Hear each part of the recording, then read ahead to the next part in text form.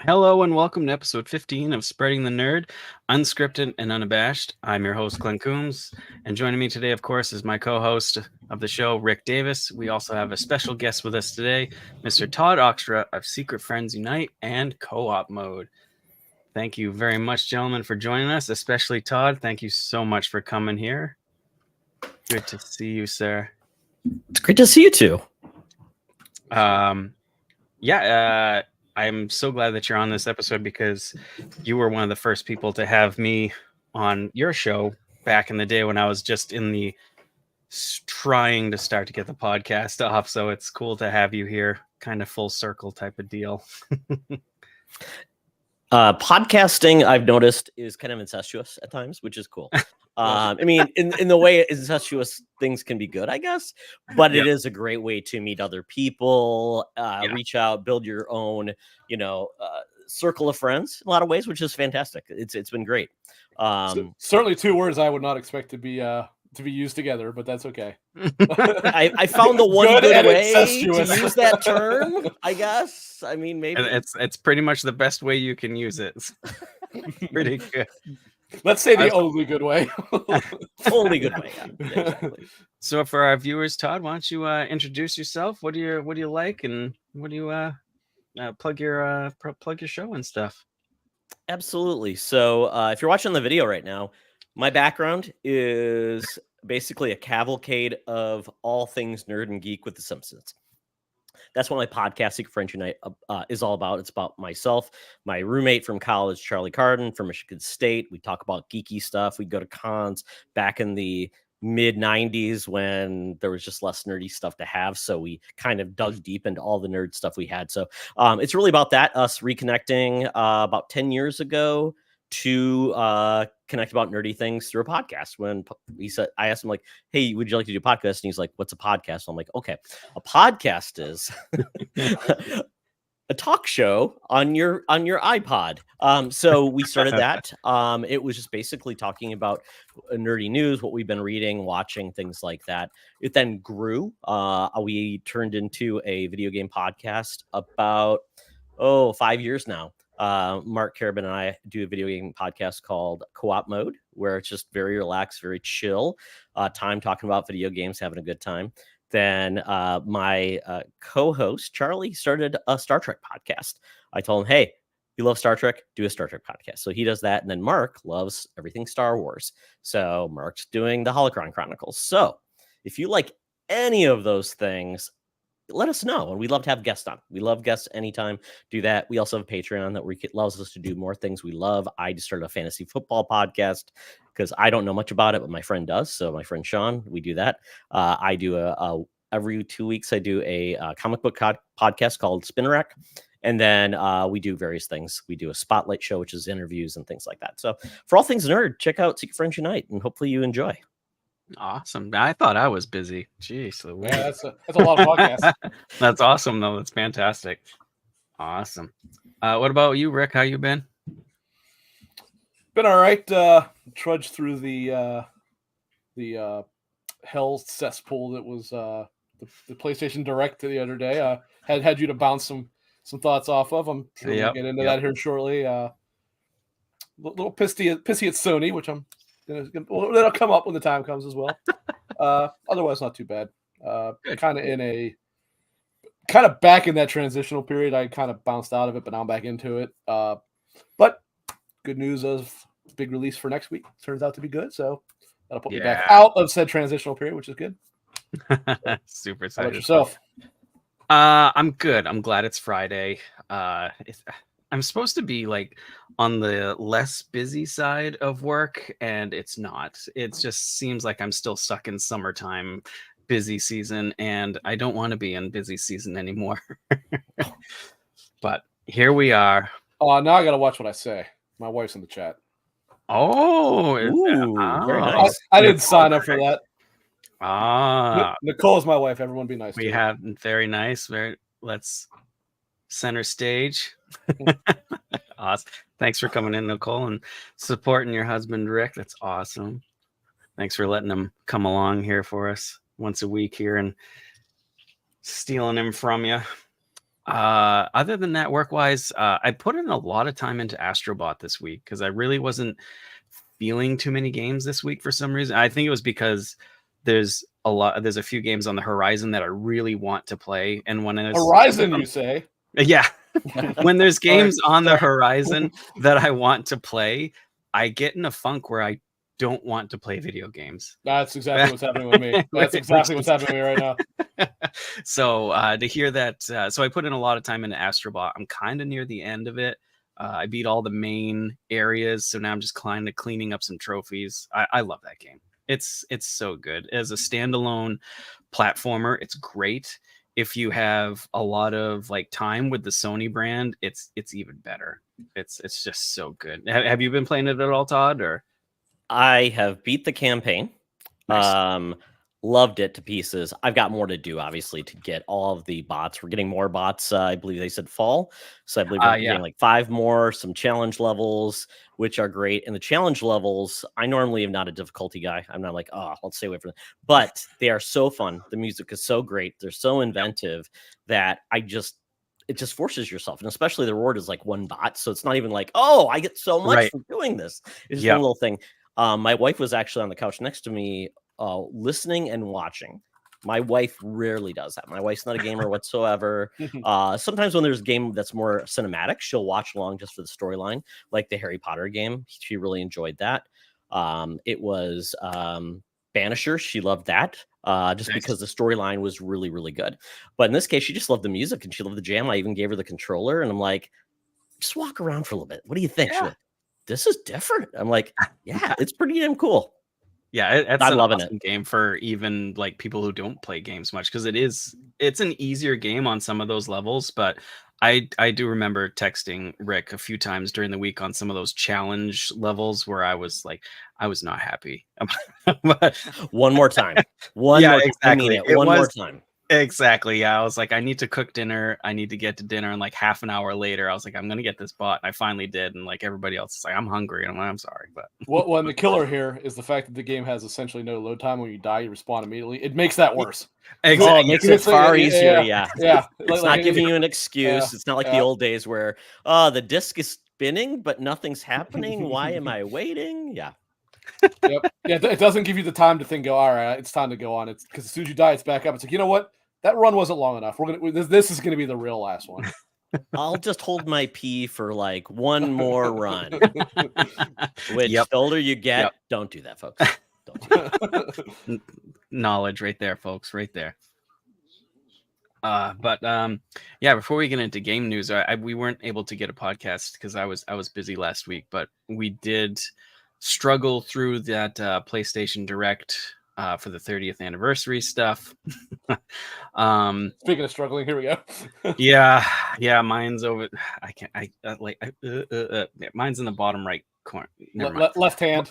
Left hand corner of the disk drive because I hate what Sony's doing, but I'm a clown and I ordered it anyways. So you get death threats, right? You got death threats, right? Because you got all that money. Like, well, I'll get into that, but geez Louise. So you were in line for a controller, correct, Todd, during that PS Direct stuff? I tried to. I want to get the DualSense Edge because I don't have an Extreme controller right now, and I don't know when that one's going to be available, to be honest, like on the mainstream. I think maybe October. Yeah, maybe, but for the controllers, I think maybe, I don't know if the controllers are October 10th or the controllers. I don't know if anybody but PlayStation Direct was selling the Edge. I want to say the Edge might have been PlayStation Direct only. I know I could be wrong. But my understanding was the only thing that was delayed from the PlayStation Direct was the consoles, which obviously went up. Was it the 26th? Does that sound right? And then it's the 10th elsewhere. Yeah. I believe all the accessories, and that includes the portal, because I thought I saw the portal elsewhere as well. I think those all did go up at the same time. Yeah. Well, assuming they're available elsewhere. Yeah. So I unfortunately, I think if you miss out on the Edge, I think for the Edge, now. I was in line originally for just a controller. I wanted a 30th anniversary controller because I grew up with the PlayStation, so I really wanted that color scheme and everything. And I think I started getting in line at around 8 o'clock, maybe. Oh. And it's like, oh, you're really early, and the line would go up, and you're in the website, and it would kick you out, and you would re-queue. And I want to point out, I have a whole lot more issue with how this went down than Clint does, to be perfectly clear, because I was there about 15 minutes before him. I was actively I was like, all right, I'm not doing work for the next 2 hours because I had to be at work. Yeah, I was making sure I was jumping in between pages to keep it going, and it kicked me out. yeah. That son of a bitch got kicked out before me and got put 45 minutes ahead of me in line. Yeah, somehow it paused me right before the line filled, saying that you were going to go in, and it paused. And I was paused for we were both paused for like a half an hour, and we're like, "That's it, we're done. Nothing's left." We were paused for about an hour because it was after 10 o'clock where it went live. Right. That I was still paused, and I'm like, "That's it, it's gone, everything's gone." But I managed to get in, and the 30th anniversary bundle was there, which they made 12,300 of, and I clicked on it. See, yeah, right. I clicked on it, and I was like, "There's no way it's ready." And it said "add to cart," and I'm like, "Sure, why not?" I clicked it, and it's like, "Do you want to proceed?" And I was like, "Yes." So when I went to do the order, of course, I'm like literally shaking because I'm like, no way. And I put it in, and it kept declining my card, and I'm like, oh no. And I was like, must be out of stock. And then my phone goes off, and it's like, are you trying to make this purchase? And I'm like, yes, for the love of God, yes, I am. And so it finally went through, and it went through that I got the 30th anniversary bundle edition, and I was like completely was in line for a controller, ended up getting that because I can't pass that down. Yeah. So here's my experience. Okay. So we're at give or take about 10:30, right? I'm sitting there watching it, keeping my screen on my phone because where I work, they have PlayStation Direct blocked. About 10:30 where my timer is still at like 45 minutes. It did drop down a lot more after that, but I see a text pop up from Clint that just says, "Oh my God." And I was like, sons of bitches are out of everything already. And then I was like, God damn it. Then 5 minutes later, I get image. I'm like, why can't I even look at this right now? I was like, my phone's taken up. But then he follows up again going, I got a 30th anniversary. I was like, huh. So I'm not done yet. I'm not done. So what time did I get in? Probably around a little after 12, maybe so crazy, somewhere around there. I get in there, and I'm like, wow. I'm like, okay, cool. Everything that I want still available. I actually had already gotten a controller, but I started thinking about getting a second one. Regret that I didn't, but I didn't. I start scrolling over to look for the Pro. My goddamn phone rings. I'm like, are you kidding me? Nice. I was like, the timing of this is unbelievable. It was someone I work with. I know what she was calling me about because she's the driver. And she was supposed to make a pickup for something. I'm like, you could not have timed this worse. I've been waiting for an hour to get in here, and you called in the 2 minutes that I'm in the website. I declined the call, of course, but I was so jacked at that point, I forgot to grab the controller. I just scrolled over just to curiously look to see if the consoles were still available. I didn't see the 30th anniversary, so I assume it was gone by then. But I did see the Slim. I mean, I don't need that. But I grabbed the regular thing. And after I bought it, I was like, you know what? I should have bought the Edge. So I jumped back in line. I was like, okay, it's still long. Yeah, the damn thing was gone by the time I got back. I was like, oh. Thankfully, I got a controller through Walmart, which admittedly, this asshole. Sorry, I can't do it. Clint. Because of Clint, I got one. He did tell me they went up on Walmart. I immediately went and pre-ordered one. And I did get one there, thankfully. But I was so mad that I was like, why did I not buy a controller? What was I thinking? Because I was like, man, I don't know if this is going to sell out. Of course, it was available 4 days later, so I could have taken all the time I wanted to get the damn console. But yeah, when I called my driver, her name is Jen. I was like, you're not complete. I was like, I was in line for literally an hour waiting for something, and you called in the 30 seconds that I got into the website. And she started laughing. I was like, yeah, so I wasn't taking your call. I don't care if your truck was on fire. I was not taking that phone call. Oh boy. Yeah, there we go. Doesn't she know your priorities? Right? Well, my priorities were not her, and she knows that for sure. Exactly. Oh boy, so that sucks. You didn't get a controller. Well, I did just not through PlayStation Direct. No, Oh yeah, Todd didn't get one. Are you looking for a regular controller? Because if you're interested, I ordered one from Walmart as well before I thought I was getting one from PS Direct in that bundle. So if you want, I can keep that on order, and I can just. I'm going for the Edge because I don't have Okay. a very high-end controller at this point. Yeah. I like the fact that it looks really cool. Plus, that the Edge stick looks can awesome. be That Edge traded out. Awesome. So it all depends though. It depends when it's available. If I'm feeling it right now, my PlayStation actually sits behind my wall. So I never even see the console. For me, it's like I could get plates maybe if they ever offer that, but I'm like, oh, I don't need to. So yeah. Speaking of plates, I have an input on that. But first, I will say one thing. I understand why the consoles were limited. I do get that. Why the bloody hell were the controllers limited? What is the point of that? You make to demand on that. First of all, you can make those for a year and they'll sell because that is a popular design. They are coming out. They're coming out on November 21st. You'll be able to buy the DualSense 30th anniversary control. I'm looking at GameStop right now. It says available 11/21. So some of those things are going to be available, like the regular 30th anniversary PS5. That's an anniversary for $50 or for $500. That's going to be available. So I think it's only the bundle is the only thing that you'll never be able to get again. Interesting. I hope you're right, but that's not how it's worked in the past. Because on the PS4 they had a 25th anniversary, and that was like super rare. And then there was the 500 millionth unit or whatever. Those were pretty rare. I actually have both of them. I should just sell those. I never opened them. But so on the topic of plates, if you notice to my side here, see those little black plates right there?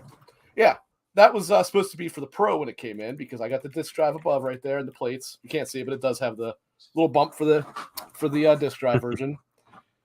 Because as it came out, or as it was coming out rather, I looked, I think it was Tidix, had shared, Tech Radar said that Sony confirmed that the PS Slim plates will work with the PS5 Pro. I'm like, that makes sense because it looks the same. It's a little bit bigger, but it just has like those extra like vents, if you will. But the shape all looks to be the same. I'm like, okay, cool. So for the third time, I logged into PS Direct. By this point, there was no line at all. I went right in, ordered a set of black plates. I'm like, because I can't stand the white console. I think it looks terrible. I'm like, hell yeah, I got all my stuff ready. I'm ready to go. Yesterday, all of a sudden it starts coming out, hey, Tech Radar removed the note that says Sony confirmed that the plates work, and people were contacting like Sony Help, and they're saying, oh no, there actually are minor differences. The only part that actually is the same is the disc drive cover part. It will fit, but none of the other three will. I'm like, you have got to be goddamn kidding me. Well, the Adidas stripes, I think those are actually are not part of the plate. I think that's actually it's like the Slim. It's got like the lines in the middle. Isn't it? If you look, I don't know if you can still hear me. If you look, the plates for the Slim are 4 pieces. Right? So let's see where we're at. So this piece is the same because this is the drive cover. These 3, even though they look the same, are apparently different. Sony said there are minor shape differences. Now, I think those extra 2 stripes screwed you. Well, I don't think. I actually don't think that's what it is. Lock it on top of it. But what I am thinking the difference is I'm thinking the Pro might be slight. I mean, we know it's a little bit thicker, but that shouldn't matter. Yeah. I think it affects the curve, so I think the curve won't snap in correctly. But you know what? Actually, super glue, you'll be fine. You know what? Well, yeah. You know what actually would have fixed this? If Sony would just goddamn say what does and doesn't work. How fucking hard is this? Like, seriously. They have to leave some mystery. Well, yeah. Evidently. Yeah. Like, honest to God, they were weird about the price of the 30th anniversary. They were weird about the time that it went up. At the very least, can you say that the goddamn plates are different? Is that hard of information to relay? And they still haven't said a word about this. So now I got to see how the damn return policy works, and I'm going to assume that I'm eating shipping back, and so Sony can eat shit when I send it back. But and I'm gonna have to have a goddamn white console for a while, and it turns my stomach. All right, I'm done. And also on the Pro, like I was super excited that I got the bundle, of course. So I posted it on Threads, and I am by no means any big time on threads or social media or anything like that. When I post something, like 15 people see it or something, nothing crazy. I posted that I had got it, and I just posted a picture saying like order complete. And I was like super stoked. I was like, guys, I can't believe this, blah blah blah. And that post got viewed 60,000 something times, and that's the first time that I've seen social network attack on me. People are trying to find where you live. Made it. Congratulations, you made it. Yeah, I made it. You could have a kiwi farm section now. I just posted my excitement, and there was literally a few people in there telling me like there are people hungry and this and that. I'm like, that would make me laugh when you showed me that. I'm like, okay. Of all the hate that I thought you would get for it, that was not one of them. I was like, I don't think I can cure world hunger. I'm sorry. I'm like, so I took it very much with a grain of salt, but I was like, my son is dying, and he said his last wish was for a PlayStation 30. And there were plenty of people that were nice about it and were like, oh, I just got a controller, and I was trying to be nice and be like, oh, that's awesome, like that's originally what I went in for, the controller's sweet, good on you. But just trying to be nice as possible. Man, there was people just like, then they were like, oh, you could have bought a high-end PC and for that, and I felt like for $1,000, yeah, you get a real high-end PC. I mean, you wouldn't even get a high-end video card. I was gonna say, after the $800 graphics card, you could slap that into a Packard Bell 4086 SX. And I felt like replying back and be like, well, I already have a high-powered PC. But then I was like, no, I have to be the bigger person. Oh, man. The meltdown to that would have been something to be on. Oh, my God. Yeah, so I was like, I'll just let sleeping dogs lie or whatever. And just... But yeah, that was my first foray into social media with something like really popular. And I was like, man, people are off the hinge. What's wild is when you had shown the picture that you got it, I looked and I was like, damn, $1,000, like you actually can't complain about that. That's a pretty it's when you take the value of what is in that bundle, that's actually like what, $250 below, like if you were price something out. And I started thinking about it, I'm like, if I can get this, I had a hard time or I shouldn't say hard time, but I had to convince my wife a little bit about letting me get the Pro in the first place, but I was like, man, $700 was tough. I really don't know if I could go do 1,000, but I started thinking about it. I'm like, in all honesty, if I can get one, which of course I couldn't, I was like, that would actually be cheaper for me. Yeah. Because I could sell the PS5 and I have a Portal. I could sell that too. I was like, so already now I'm actually ahead than just buying the Pro and just selling my PS5. Plus I could then cancel the Walmart pre-order, which I obviously did not. But I was like, damn, unfortunately, if it was still available, this actually probably would have saved me money. Also, you know what else would save me money? Not buying $55 panels I can't use. I think a lot of people were predicting like $1,200, $1,300. I said, I was like, there is no way that is $1 less than $1,200. And I saw 1,000. I'm like, Sony's going to shoot somebody in their corporate office. Pay $1,000 just for that USB, USB cord with the I was one of those terrible people. I saw that USB cord and I was like, I'm in love. It's just a little PlayStation controller, and that's the best part about it for me. They are fools, and they are fools if they don't sell that separately, and I'm sure they won't sell that separately. Probably so weird. Yeah, because there's a paper clip. There's some other weird odds and ends in that box. Like a poster in there, but like a paper clip. And it is the most convoluted paper clip you'll ever see, too. It gives you some love. Yeah, and then wire ties is the other ones. Yeah, the PS5 30th anniversary digital edition is $500. Okay, that's only $50 more than the regular edition. But it comes with the stand. So I mean, it's actually it does. That's like $30 right there. So I'm like, oh my god! And it comes with the cable, and I mean, so I'm like, if you just need a new PlayStation 5, I mean, it's not a bad deal, right? If you want something pretty. Or if you did a second one, I mean, only Clint has like 3 PlayStations in his house. We know how that goes. So I have 2, so I can't say much. But I only have one. I've only got one PlayStation. One for now. Now I will say, sell it, I will give them credit where it's due. This is clearly, even though it was a disaster because of them being stupid enough to put the 30th anniversary and the regular Pro up at the same time, take that out of the equation. This was probably the way to do console releases in the future. It is just, however, with one minor exception. This has to do with the whole like going to the site and kicking it out. And then when I was talking to Clint, when I said about it pausing, what I think it was doing is I think it was trying to prevent that. I think it was trying to prevent people from going into the site and then getting booted back out. It was saying, I want to pause the line now to make sure that you're not happening that. They should have had you get to direct PlayStation Direct or whatever. It lets everybody in, and then there's a immediate thing there that says, are you looking for the Pro, the 30th anniversary? Click here, and it directs you to another site. That should not have been on the main site, because people that wanted to just buy regular stuff now couldn't do it. But if you do that in the future, say PS6 comes out at 8 a.m. Eastern Standard Time, whatever day it is, you go to the site, there's a thing looking for PS6, go here, and immediately throws you in a line where you are. That is probably the best way to go about it, compared to the absolute clusterfuck that we had at the PS5 launch, which was a nightmare no matter where you went, right? Did you see what they did in Japan? Now, the funny part about Japan was hilarious, which I think is just the greatest way to troll scalpers, because you actually had to use your PSN ID and you had to have a certain amount of hours. Right. So you couldn't just have bots go in there and create accounts. Which to me, it's like smart. That was smart. Yeah. It's very cool. I mean, Hey, Clint, who had that idea before it was announced? He did say that. Oh my goodness. I'm like, well, not exactly that way, but I said for this. This should be a lottery. Not for the Pro, but for the 30th anniversary. I was like, being as that this is clearly meant to be a celebration of the brand, they should have said you have to, when you log in, link your PlayStation Network account, and you need to have X number of trophies on it. They're not anything crazy, right? Like, I'm not saying be a trophy whore, but it needs to show that you played games.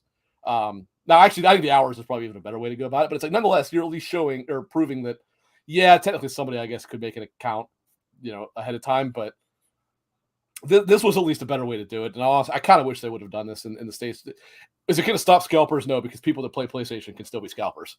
But but you're right. It would stop or at least it would help alleviate the bots. And that's what they really should have done. Yeah. I mean, we're just getting prepared for the next console launch, the Switch 2. And Nintendo doesn't sell direct from their website, so it's going to go through our favorite retailers. So, and I don't know if there's a best-in-class retailer right now for these type of executions. And I don't know. It's just going to be a mess, especially if I hear if it's coming out in the holidays next year. I mean, just it's gonna be rough. What? Because then you get grandma trying to get a Switch 2 for her kids. Yeah. Well, the Switch was really not hard to get when you were pre-ordering it. It got pretty popular right after launch. Yes. But I do not expect that to be the case with the Switch 2s. The Switch 2 is going to be. Since this has been so good, I expect it to be a complete rat race to get this thing too. Yep. Same. But so that was the PS Direct for me. It wasn't terrible, obviously, but I think it was done well. Hopefully you get your Edge controller, Todd, because the case it comes in and everything is very, very cool. So that's the wrong one. That's not the one I wanted. Ignore that. Sorry. Ignore that one. I was just looking through gaming news and stuff, and before we get to we'll get into gaming news before I go on my rant. Rick had his rant on the PlayStation fins there, the plates. I have a rant on the 4K physical media that I'm not happy with, but welcome to our TED Talk today. Yeah, our TED Talk. Yeah, it's a good one. Gaming news. There wasn't too much. Dragon Age Veilguard went gold. Are you interested in Dragon Age at all, Todd? It's on my GameFly locked queue, so we'll be there, and I will be playing that. One of my greatest achievements was I got one of the weirdest odd thing that happened in it was the last Dragon Age. There was that Inquisition. Yeah. I was in this barn and I had goats in the rafters. And I had it save the cliff. I'm like, that is such a weird thing, but I loved it. It was the fact that there were goats in the rafters. Just sounds like The Witcher. Yeah. So I do like the games, although it seems like there's always something a little bit lacking in one area. It's like one game was like, oh, the town was too small, or the area you were just in the one town, you were just staying there. The other one was like, it's too big and people never leave the hinterlands. So it becomes like it's that balance of getting people to explore and do different things. So I like it. I know I tried to play the original game on PC. There's no controller support on PC, so that sucked. No. And it's a little clunky. So I'm hoping this is the one that brings me around, because when I saw the gameplay, I'm like, that looks amazing. So, and I've heard the story is fantastic. So I'm all in for the game. Yeah. I had decided for about 2 hours before I decided not to do it that I was going to try a playthrough of the Dragon Age games again, because I am looking forward to Veilguard. And I started with Origins. I don't have an issue with it not having controller support, because I actually thought the controller was a little like, I originally played it on 360, so I played it with controller. Yeah. And I thought it was a little wonky, and being as it is a more traditional classic RPG. I thought mouse and keyboard was better. The problem is the text, you need a magnifying glass to read. At least if you run it. I assume it was probably not meant to run at anything higher than 1080p, and I'm running back then, 1440p.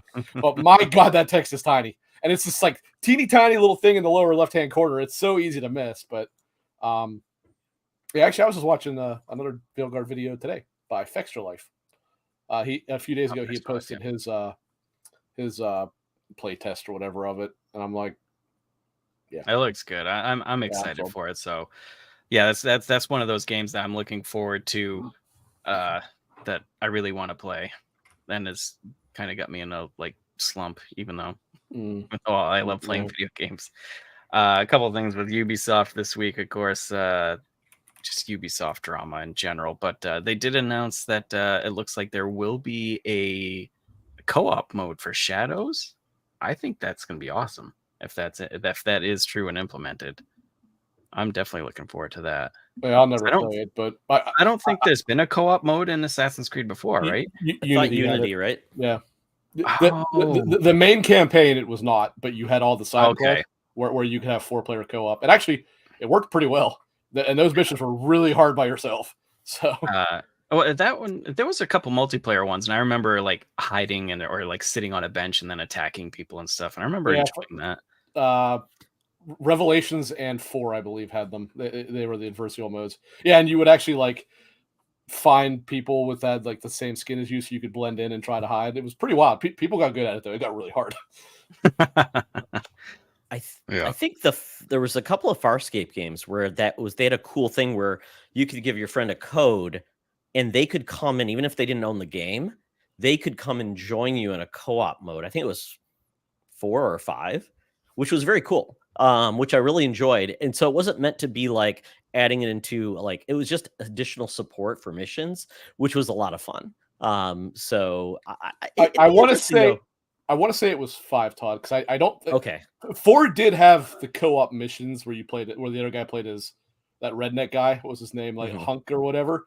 I want to say you had to have a second copy though. I think 5 is where they let you just invite somebody as long as you had your own copy. Got it. Okay. Yeah, I couldn't remember. Do you think it's odd though that they would be doing this after the fact? Because it's not ready, obviously.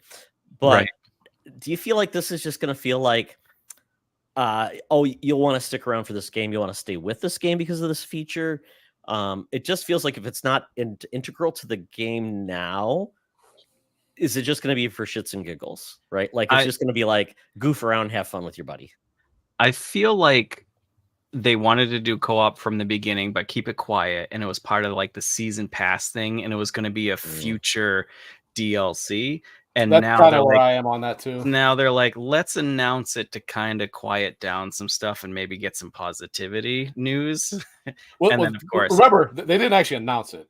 Insider Gaming from Tom Henderson actually had said that's what he heard was happening. But I don't think it's a coincidence that it came out when it did loser Twitter users were trying to say the rumor is that they were removing Yasuke from the game, which if you believe that in any way, you're a moron. Yeah. The game, even though it's a delay, the game is coming out in 4 months. You think they're going to go through and completely remove one of the 2 main characters? That's not how that works, folks. I saw that. All those great conversations you're having now are one-sided. How does that work? I read that. I was like, if you believe this, you're a dumbass. I don't know what else I could say. A lot of those people would just be happy with the color swap, if you get my drift. Yeah. Yeah, that was the biggest eye roll of the week for me was seeing that. I was like, who? Yeah, I don't know. But There's a lot of hot takes out there. What's very interesting, though, is how are they now going to, I don't want to say monetize, but get additional monetization from this game now that they are with, for those who don't know, when they announced this delay as an apology, they did do this with Unity, so this is not completely unheard of. This is what they did there as well.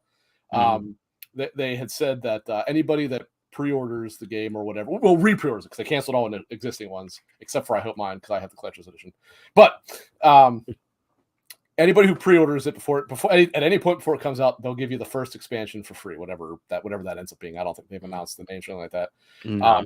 So Ubisoft, with the sole exception of Assassin's Creed Valhalla, because they supported that one for like 3 years, they've always had pretty much the similar monetization system where they have the game and there's usually a small expansion and a bigger one.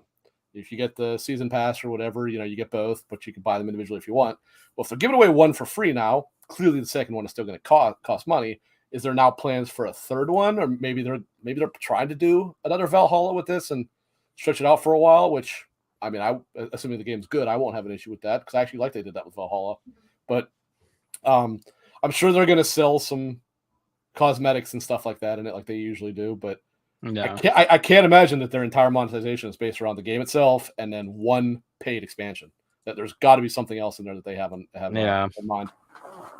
Yeah, unless they are really reshaking how they are doing things, but coming off of Valhalla and all the money they made off of the DLC and costumes and skins off of that, I just don't really see how. We lost Todd. Yeah. Are you still there, Todd? Just no camera? No, he might be. It's like we lost him. Well, hopefully he'll be back soon. Let me just. Yeah, he's gone from the studio, so hopefully he'll be back. I know he was having camera trouble before, so we'll see. Hopefully he comes back. Yeah, I don't know how they're going to monetize off this because Ubisoft, especially now that, I mean, it's not confirmed or anything, but it's in talks, that Tencent is in talks with taking them private. And I don't like that idea at all. But I know Tencent's going to want to monetize as much as possible. So, yeah, going forward, I don't know what's going to happen with that one. I can confirm my pre-order is still live on GameStop, so they have. I did check mine. Yep. That said, I just looked. I have no idea what credit card it says as payment info, so I need to change that because I don't know what card that is. That ain't my card. I think I might change because mine's on the Xbox. But now with the Pro, I'll probably swap because I think the PS5 version is still available, so I'll probably swap it to the PS5. Let's see. Oh, in other news, you'll like this one, Rick. The Fortnite PS5 controller is now pre-orderable. Okay, taking out our genuine dislike of that game, and that dislike is strong, right? It's powerful. Can we agree that might be in the chat, and he is a fan of Fortnite? Which I don't know. Actually, I don't know if he is. He's probably doing but I forget the name of the show, but the other one that they all do together. But even if you don't hate Fortnite, which I do, I want to emphasize I do very much. Can we at least agree that really might be the single ugliest controller ever made? I'm not a fan of the controller. It is unfathomably ugly. Yeah, it is unfathomably hideous. Yeah. I thought that would get a good rise out of it. There really was. Oh, Starfield launched this week. I haven't played the expansion at all, but from what I've heard, it's very mediocre. It was very disappointing for sure to see the response. Like, not disappointing as in I'm disappointed people said it. It's disappointing to see it turned out this poorly. Yeah. Okay, and to be fair, not poorly as in it is bad. Poorly as in it didn't. Well, although it is apparently extremely buggy, especially on Xbox, and apparently runs absolutely dreadful on Xbox. I did hear that. But poorly as in like everything that everybody assumed it would do, which is not completely crazy to think because it has been a year they've been working on it. It doesn't do almost any of it. Like the whole point is with it being House of Varun, everyone's like, okay, obviously Andresia is going to play a large part since she's spoiler alert, I guess, but a member of House Varun that kind of comes into Constellation, and apparently she has almost nothing to say. Like she'll make a little comment here or there, and also evidently it's quite bugged right now that if you have a certain what do they call them, like the skill or whatever of leadership or whatever, she won't talk. She won't say the stuff she's supposed to say. Jesus. And it's like, how did you release it like this? What on earth are you doing? And it's such a bummer because it is. Like it looked so. But again, everything I've heard is really the worst that you can say about it is it's more Starfield. Which, if you like Starfield, it's probably okay. But it is disappointing that it's not what it really could have been. When they were comparing it to Far Harbor, it's apparently nowhere near that level. Yeah, I heard it was more of a. It was more like a content drop more than like an expansion, which sucks. I mean, it sucks, but I'll get to it at some point. But it just works. Yep, Silken in chat. It just works. Yep. Yep. Don't believe his lies, Silken it. Don't do it. As soon as for me at least, Bethesda starts finally getting back in the good grade, because I did like Starfield. Yeah, I know a lot of people had huge problems with it. I actually quite liked it. And before somebody starts going in there that I'm a Bethesda fanboy, I hated Fallout 4. I raved for years how bad Fallout 4 was. And I didn't like Skyrim either. I said Skyrim stunk, which is a bit of an exaggeration. It didn't actually stink, but it was disappointing for how capable that team is, in my opinion. I thought it was a pretty lazy effort, and Fallout 4 was extremely lazy. But I like Starfield. There are issues. I don't doubt that, or dispute that, excuse me. However, it does do things that I like, and I really was like, all right, I like to hear Todd say that they have like a 5-year plan to support it or whatever. I'm like, good. Yeah. Over time, then they could probably get this to exactly where everybody wants it to be. Where they wanted it to be. Within reason, obviously. Yeah. But then this comes out, and it's like, well, who knows now, Yeah, the Silken in chat, the full story of Fallout 4.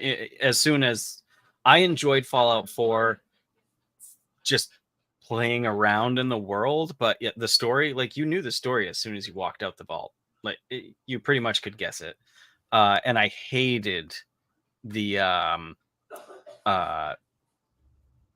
micromanaging of the settlements. It was so annoying. Well, I like the idea. It was just so badly done. Yeah, it was just very badly implemented. And like every 2 seconds, you're getting a call like, "Oh, we're getting attacked by raiders," and you get there, there's no fucking raiders. So it's like, what's going on?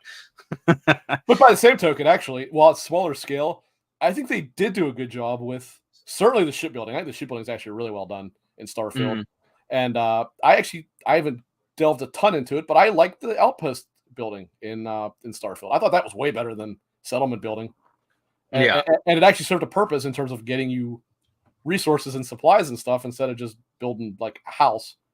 Right. I mean, don't get me wrong. I made myself a pretty badass like fort that I like. The whole town was decrepit and poor and starving, and I had this giant like armed fortress, which was kind of funny, but it was not easy to do. I mean, you were fighting with the camera and the controls the entire time, whereas I think they did a way better job with it all in Starfield.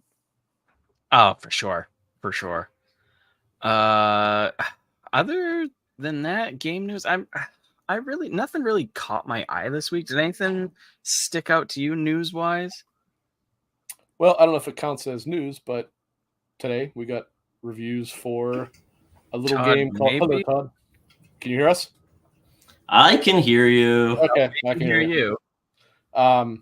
So we got reviews for a little game called Silent Hill 2 Remake. Yeah. And I had just said to you yesterday that I was getting a little bummed because I was hearing murmurs that it was okay.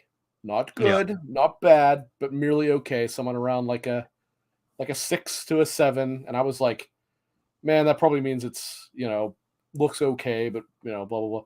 But we got reviews today, and all I can say is I'm not going to trust that source ever again because it is, what's it sitting at now? About like an 88 I was just gonna, and because this morning it was like an 87, I think. Yeah. So that was. I watched numerous reviews. I watched GameSpots. I watched IGN's. I watched Push Squares, and I watched someone else's. Sitting at 87. Okay, it's pretty damn good. Yeah, it's very good. And IGN was actually the lowest of the ones that I saw. Almost everyone I saw was at a 9. IGN was at an 8. Actually, usually they're higher than everybody else, but they were lower this time. But everything I watched, I'm like, okay. Bloober team, I completely stand corrected because I was the first one. They're saying I don't understand the decision to choose Bloober team for this. They are not even built for this kind of thing. But I told you, I did see some people when all this criticism was happening that had said, well, think about this, though. Bloober team has always been good at making atmospheric things. They've always been good at world building and all that stuff, but they're not good at like creating stories and stuff like that. So they're actually taking somebody else's story this time. And I was like, that's just a nonsense thing, and shows what I know.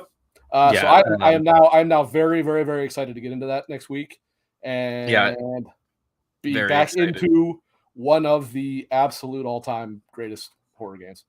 Yeah, we'll definitely get only my third favorite Silent Hill, though, to be fair. For me, it's 3, 1, 2.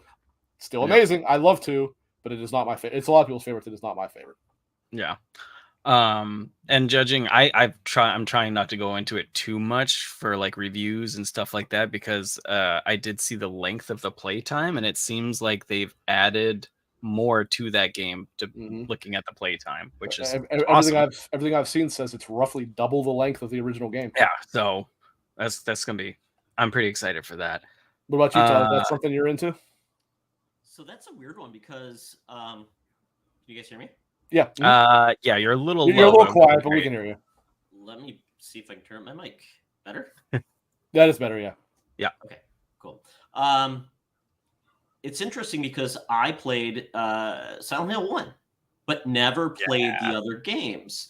And so I really don't know what to expect. And it does feel interesting, just like Resident Evil, where they're not remaking the first game. They're going to the second game, which I assume is because of the acclaim the second one had. But I really found the first one had a lot of charm, really took advantage of the limitations of the systems, the fog, the noise.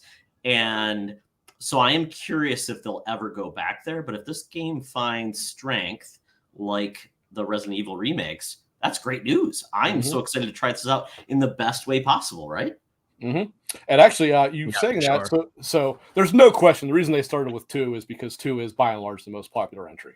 But what's interesting is something that you mentioned, maybe think of it there, Todd, is they are very weird in how they work, in that 2 is not a sequel to 1.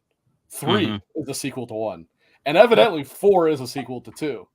But which game is tied to the movie? The existing one would be the first one. Yeah. Although it's pretty majorly changed. Now the one coming out, I believe, is based off 2, if I'm not mistaken. I can't remember the trailer, but I want to say I think it is about James Sunderland or some variation of him. And what's interesting is so one kind of like, I don't want to say much for those who haven't played it, but the series tends to get into some pretty dark themes, which is what I like, right? Resident Evil is your typical like schlocky, just gory horror film, right? Whereas these are very much more your Japanese like psychological horrors. And so Silent Hill 2 in particular, this is hard to say without major spoilers, but the main thing about 2 is it kind of, I guess the best way to describe it is its story basically tells you what the deal with Silent Hill is and how it kind of functions, if you will. Not so much in terms of the, I always called it Evil Silent Hill, but I think the Other World is the actual proper name for it. But it kind of explains why, what was this, Harry Mason? Was that the name of the guy in the first one? He sees monsters, whereas other people do not. That also happens in Silent Hill 2. James Sunderland sees monsters, whereas this one guy sees this thing, and this lady sees this other thing. And I don't remember if the girl sees anything or whatever. It does explain actually what that is and why that works and all that stuff. But also Silent Hill 2 in particular, like Silent Hill 1 and 3, what I really like about them is they get into some very major like religious themes about horror and stuff like that. And I have always found that to be kind of a pretty creepy thing when you get into like more fanatical religious stuff. 2 does not deal with that at all, but 2 deals with some very, very mature themes. that I won't say because it's a pretty major spoiler, but like the whole thing about what the, as he's been dubbed, Pyramid Head is and stuff like that. It's actually a really, really cool twist. And it was pretty masterfully told, actually. And when you take into account when this game came out originally, right, it was pretty far ahead of the curve to do something like this. Really was. Yeah, so definitely looking forward to playing that. I just wanted to, because I think you guys have, but Nissa was in chat was wondering if anybody's played the new Zelda game, and I think I saw Todd post that he got it from GameFly. Did you play that yet? And have you played it, Rick? You'll notice it's still sealed. but It's still sealed. The best way to play a Zelda game, never pick it out of the box. I have played Zelda Echoes of Wisdom. It's a beautiful game. The sound's amazing. I have the OLED Switch. I use some third-party Joy-Cons, which I dub Pro-Cons, which I love. That's the only way I really want to play with the Switch, is actually having like an actual Pro controller on the sides of the Switch. So for me, it's perfect. Really loving the game in regards to the way it kicks off. It sets up the premise.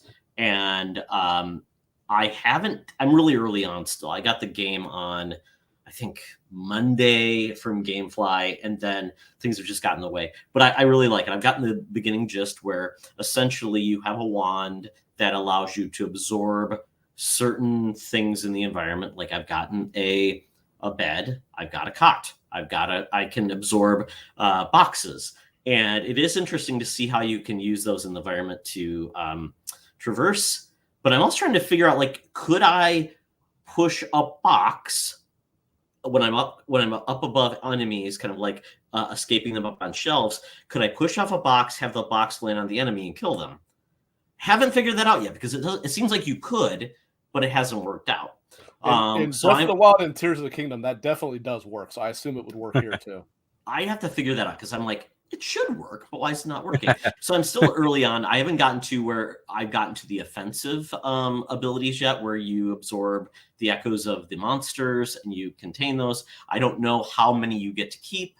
I have not gotten to the part where they show, I think it's the Spirit of Hyrule, where it's basically you get a very time-limited, basically you get the Spirit of Link, or a fighter within you, which you can battle, which I think is very cool. To add that on to kind of break up the monotony, because one of the big things I've heard about the game is it's slow. Sometimes combat is slow because your minions are taking forever to kill the boss. And sometimes you're like, can we speed this up a little bit? Go in there, do that. So I think it's a good balance of that. I know people complain about the actual performance of the Switch, which was very similar to Link's Awakening, where essentially the frame rate is very inconsistent. It's not like 60 or 30. It's like goes to 60, then it goes down to 16. And it's very weird that, considering we've gotten more dramatic games and open worlds that perform fantastically, and then we've got this game, which is essentially a frame game, where it's essentially you're in a frame of a room, and it's pretty static, and it's not like it's a very demanding game either. So it's very odd. Grezzo made the game, which Grezzo struggled with some performance issues. And I was wondering, like, did they make them use their own proprietary engine? Don't know, but I'm really enjoying the game, and I'm curious to see how deep it goes, how wide open the gameplay is, if you can truly do anything to solve. And I have seen I saw one. Apparently, there's a race. There's a race you do in the game. Well, somebody figured out that you can take a bed, and then you can create like a steam shaft with one of your abilities. So the steam shaft underneath the bed, you ride on the bed, and it just throws you up in the air to the other part of the racetrack, and you eventually win. So it's like, I like that. I like the fact that it's allowing people to be creative, do some cool things. And unfortunately, Nintendo has had a really bad way of allowing when they give in a protagonist that's a female, like the lead in the game, they've kind of hampered them. Like, oh, you're a female. Like, it was the first Princess Peach game, where she used the power of emotion to beat her enemies, or even what the new Princess Peach Showtime, where it's more like the mechanics aren't great. It was kind of hampered, didn't feel like a full-on Mario game. So I'm hoping this one, everyone I've heard has said this is the right way to make a Zelda protagonist game that really exemplifies her abilities. So I love it. I'm really enjoying it so far. We'll see, though, in other games, that I'm more interested in come around, that if I'll stick with it or not. Yep, understandable for sure. I don't know if I'll play it. I kind of interested in it, but there's just so many other games right now that's pretty low on my list, and Zelda games barely ever go on sale, so I don't know if I'll get Nintendo games barely. Nintendo games in general, yeah. You didn't get any vouchers, Clint? All those wonderful vouchers that save you money? No vouchers. I did do that one time.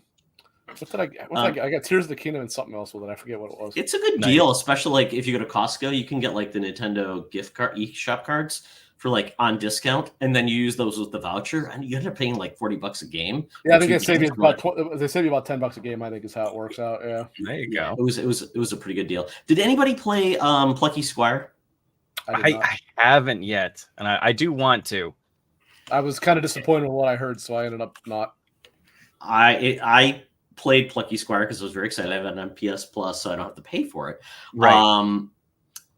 It's a really fun game, but I feel it's for younger gamers because the combat in the game is just trivial. It's trite. The actual like puzzles are cute but simple. So, but the world and all the mechanics and the 3D to 2D transition is wonderful. So I hope this team finds some success, because I'm guessing with being on PS Plus, they got a lot of people trying their game. For sure. But the buzz around the game is not great, which is sad, because I think this was one of my most excited games I've been looking for. And now that I played it, I'm like, I don't know if I'll go back to it, because I feel like I kind of seen what the tricks are. And it's okay. I did hear that from a lot of people, that it was a very hyped game for a lot of people, and then they played it and they're like, it's good, but it's just not what I was expecting, type of thing. Yeah, I had pre-ordered the physical deluxe edition when I think Devolver's one who published it when they announced it. So I pre-ordered that on Amazon, which it comes out in like November, and then about 3 weeks ago, friend of the show Kevin Ainsworth had talked about it on Project X Talk, and he pretty much unsold me on it, to say the least. Like, from what he said, I'm like, yeah, that's the opposite of how I thought the game would be. I was under the impression it was going to be more in the 3D world with just occasional points of popping into the 2D world. And he said, no, it's actually probably like 80% 2D. And it's not that I have an issue with the 2D. It's that I thought the 3D, like the 2D character becoming a 3D character and moving around the world, was a cool idea. And I like the idea of running around like that kid's desk and stuff like that. And I'm like, that's kind of more what I was hoping that game would be. So the reality is, I haven't done it yet, but I'm probably just going to go on and cancel that pre-order. And, if it drops in price, maybe I'll consider just to add it to the collection. But the reality is, it's probably a no-go from me at this point. Yeah. I think we were just kind of like going over some gaming news, Todd, while you were away. Was there any news that you wanted to talk about at all that caught your eye over the week? It's weird, because at this point there is, it feels like a lull before the storm. Yeah. Like I think all of us are thinking, well, Nintendo's got to announce something eventually. Xbox, even though they were at TGS, which I think what they did at TGS was okay. It was fine. It was just very light, considering they said they were going to be our biggest TGS appearance ever. Just felt a little bit underwhelming. So I was really hoping, after Sony kind of had a mixed bag of, every other week it's Sony's lost it, Sony's won it. I was thinking that maybe Nintendo or Xbox would come in and kind of gives a little bit of something to really hoist us up and make us really good for this fall. But at this point, it is one of those weird times where I feel like it's just going to be a lull, because we're just getting the games. But it is interesting. I don't know if you talked about Ubisoft and the fact that they may be getting some funding from Tencent. Did you talk about that? Yeah, a little bit. Yeah, we kind of touched on it. And I'm not because we're also talking about like how is Ubisoft going to monetize Shadows after they said, no, the first expansion's free, blah blah blah. How are they going to monetize off this after they say we're going to redo things and how we work and stuff, and which is fine and great. But then, granted, this 10-cent thing is just word of mouth. It's a possibility, but if it does happen where Tencent gets them to go private with the family, it's just like I see Tencent with their finger in there and saying we need to monetize this, being Tencent, which I'm not a huge fan of, but and also, by the way, we don't agree with this kind of topic. You can't be making games and stories about this kind of thing. And if you don't think Tencent does that, they're part of the CCP. You bet your ass they do that.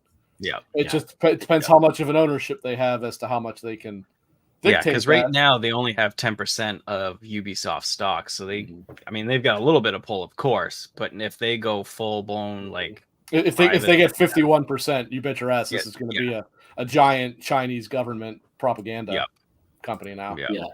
I think even Nintendo, they have, I think 5% of Nintendo is owned by Saudi, right? I'll just say Saudi, not Tencent. Yeah, so it's like weird. It's like everybody has a little bit of foreign investigating that basically eventually, like, when do they get to choose the direction of your content, your creativity, your staff, who you can hire, who you can't, what the staff can say?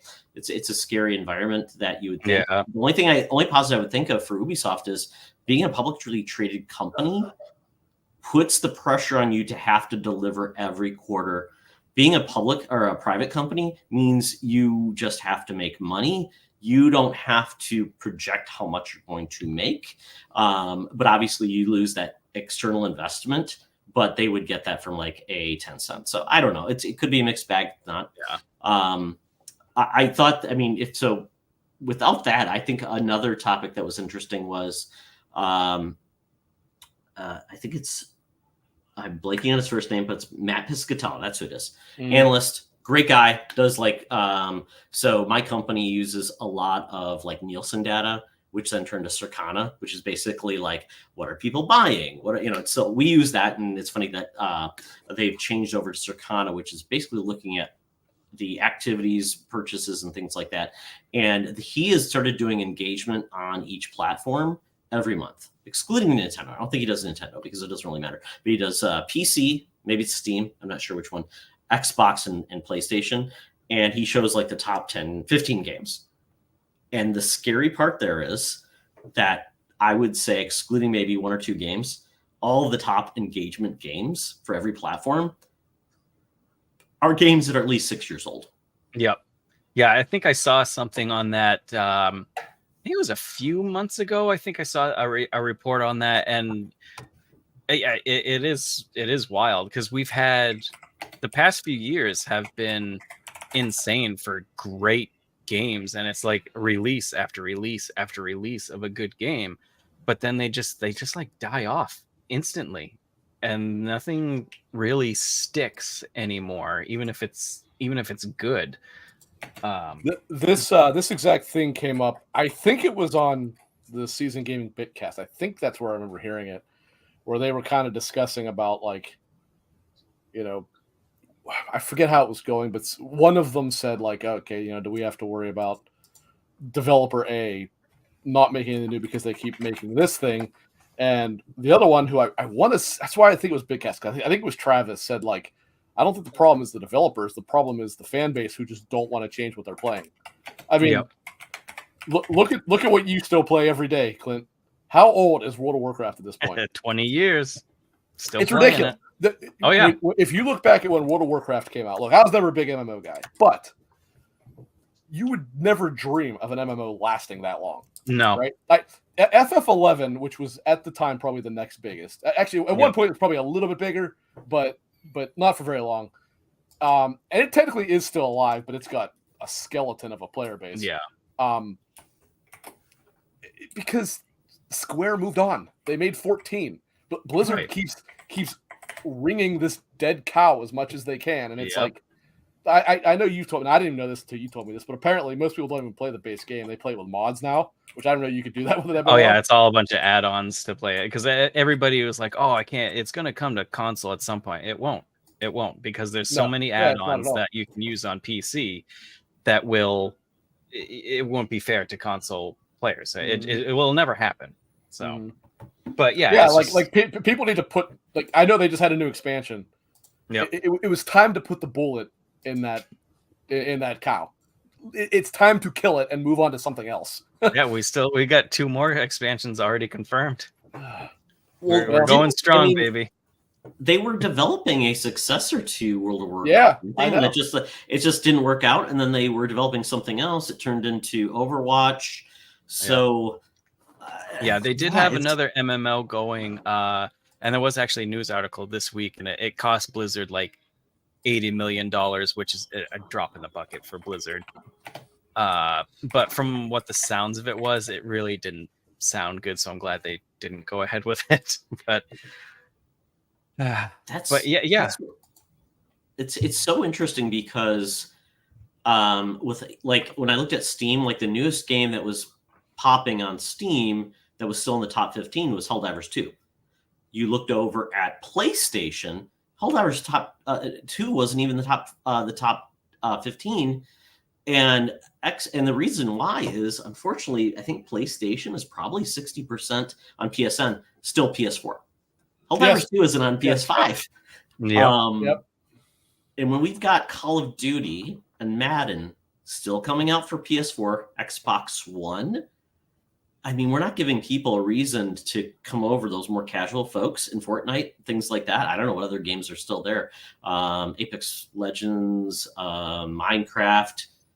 I think a lot of people are okay with playing the games they love that they've already paid for, have their skins, and not coming over to this gen, which is just scary considering, well, what's going to happen with PS6, Xbox Series Y?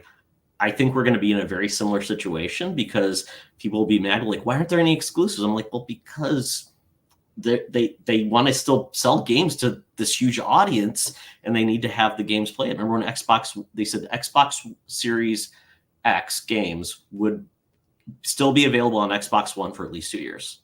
They were upfront. Yeah. PlayStation lied or tried to lie, but they were like, or tried to do it, but they were like, nobody's buying these games because nobody can buy our systems. So I worry that backwards compatibility has been a big hindrance because there hasn't been anything to. I wouldn't say backwards compatibility. I would say cross-platform development. Yeah. That said, what you just said is a very good point, and it's the double-edged sword of the live service game, because the industry has cannibalized itself by having these 4, 5, 6, whatever it is, big live service games take over. Now there's no room for anything else. So what's happening? We'll take Sony, who I like to dog on because I'm so pissed off at their output of the PlayStation 5. I still buy Pro, but I digress. But Jim Ryan was so adamant about chasing this money machine, and it's like, I don't know what part of this you're understanding is that you're not going to crack into this. These people have picked their thing, and because of it being live service, the problem is it's not like it used to be where you had something big, people played it for 2, 3, 4 years, whatever, and then it was time to move on to something else. Now they keep update it, and they stick to that, and now nothing sells. And like you said, when it's something on the last gen as well as this gen, you're not selling new consoles either. I mean, PS5 has obviously sold okay, actually quite well, but it hasn't sold, I think, what Sony thought it was. Right. Or hoped it would, because they, like you said, they still show more than 50% of their PSN user base is still on PS4. Yeah. And we are 4 years into the console cycle. 4 years into the generation, yeah. It's like, and I mean, now Sony didn't create the live service thing. That wasn't their doing, but you've got Fortnite, Destiny, Apex. Sorry, which one? Sea of Thieves. Oh, no. I was talking about ones that are owning the industry, and that is definitely not Sea of Thieves. Oh, yeah. What else is big? Warframe's pretty big, but it's nowhere near Apex Legends. I did say Apex. Call of Duty. PUBG still a thing? PUBG is still very popular. It's 5th on Steam right now. Is it really? PUBG is still really popular. Wow, I thought it was Minecraft, Roblox. I don't count Minecraft as even though it kind of is, but Minecraft is kind of its own beast. But that's a fair point. It actually still does fit into the point I'm making about a handful of games just cannibalizing everything now. And I don't know how you fix it, because this is a can of worms that they cannot This is a genie that they kind of put back in the bottle. I used the wrong idiom there. Yeah. Like the genie's out of the bottle now. You're done. I don't know how you fix this problem. No, and it's going to get worse for PlayStation. You see why they want to do this, because when you look at their top 15, they don't make any of those games. So, and people are like, well, why doesn't PlayStation just go third party? PlayStation makes the majority of game money off of not their games. They make it off of live service, third party fees, accessories, everything else. So if their games are very elsewhere, they lose that revenue stream. So why would they want to do that? So it becomes a big challenge where even Xbox, though, still has World of Warcraft. They have ABK now. So ABK is a self-sustaining, base of, basically live service games that has a generation engine that's just, PlayStation just can't make that. PlayStation is in a spot where they were too late to come to the party.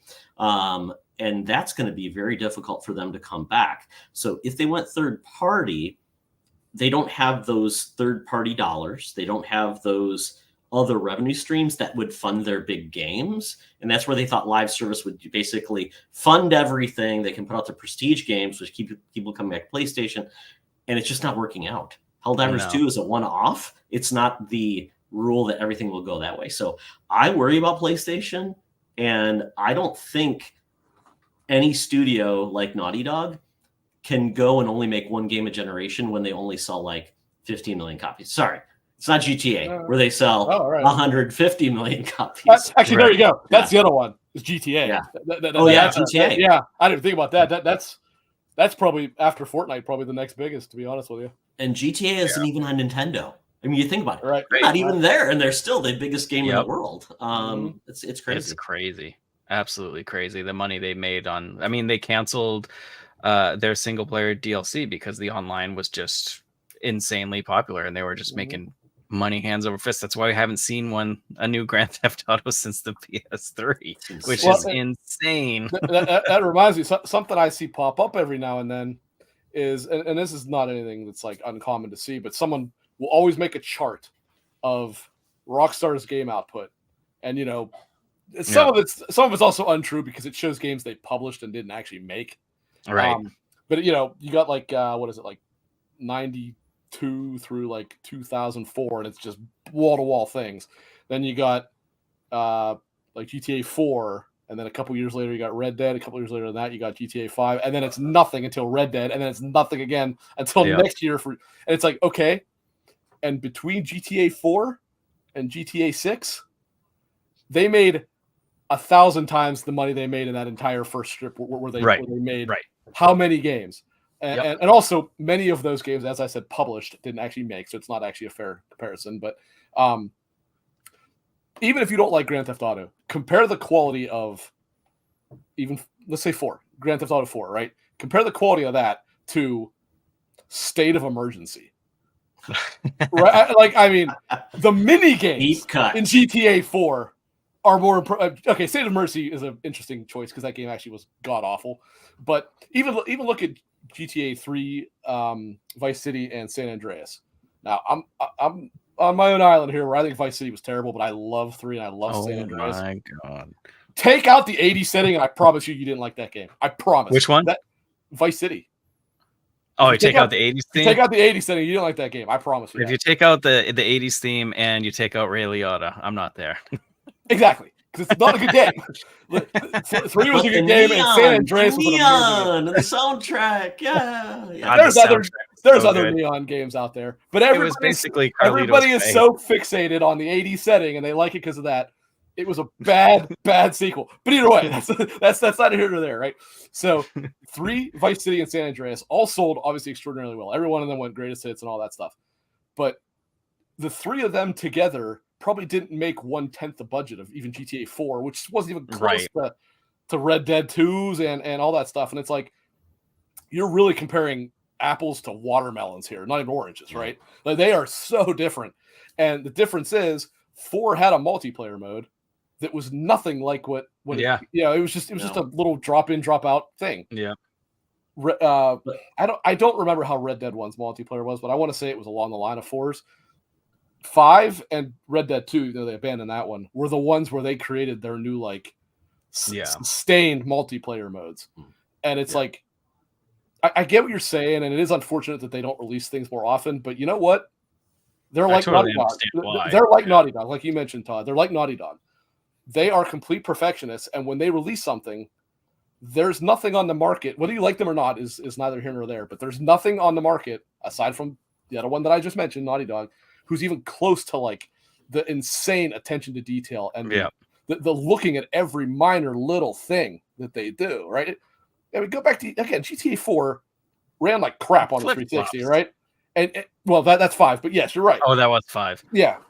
Something that I frequently point out to people that you don't even notice unless you luck out on the camera. And again, Grand Theft Auto 4, which when you were really, really, really lucky and there was nothing on screen, ran at 720p. Most of the time that game was made out of sand that was thrown at your screen, right? But they went to such detail that when you bring your phone up, if you position the camera correctly, and they do this in 5 as well, the phone that Nico or whoever you're playing, whichever expansion you're playing, is in his hand, it has the actual screen of what it shows in your thing.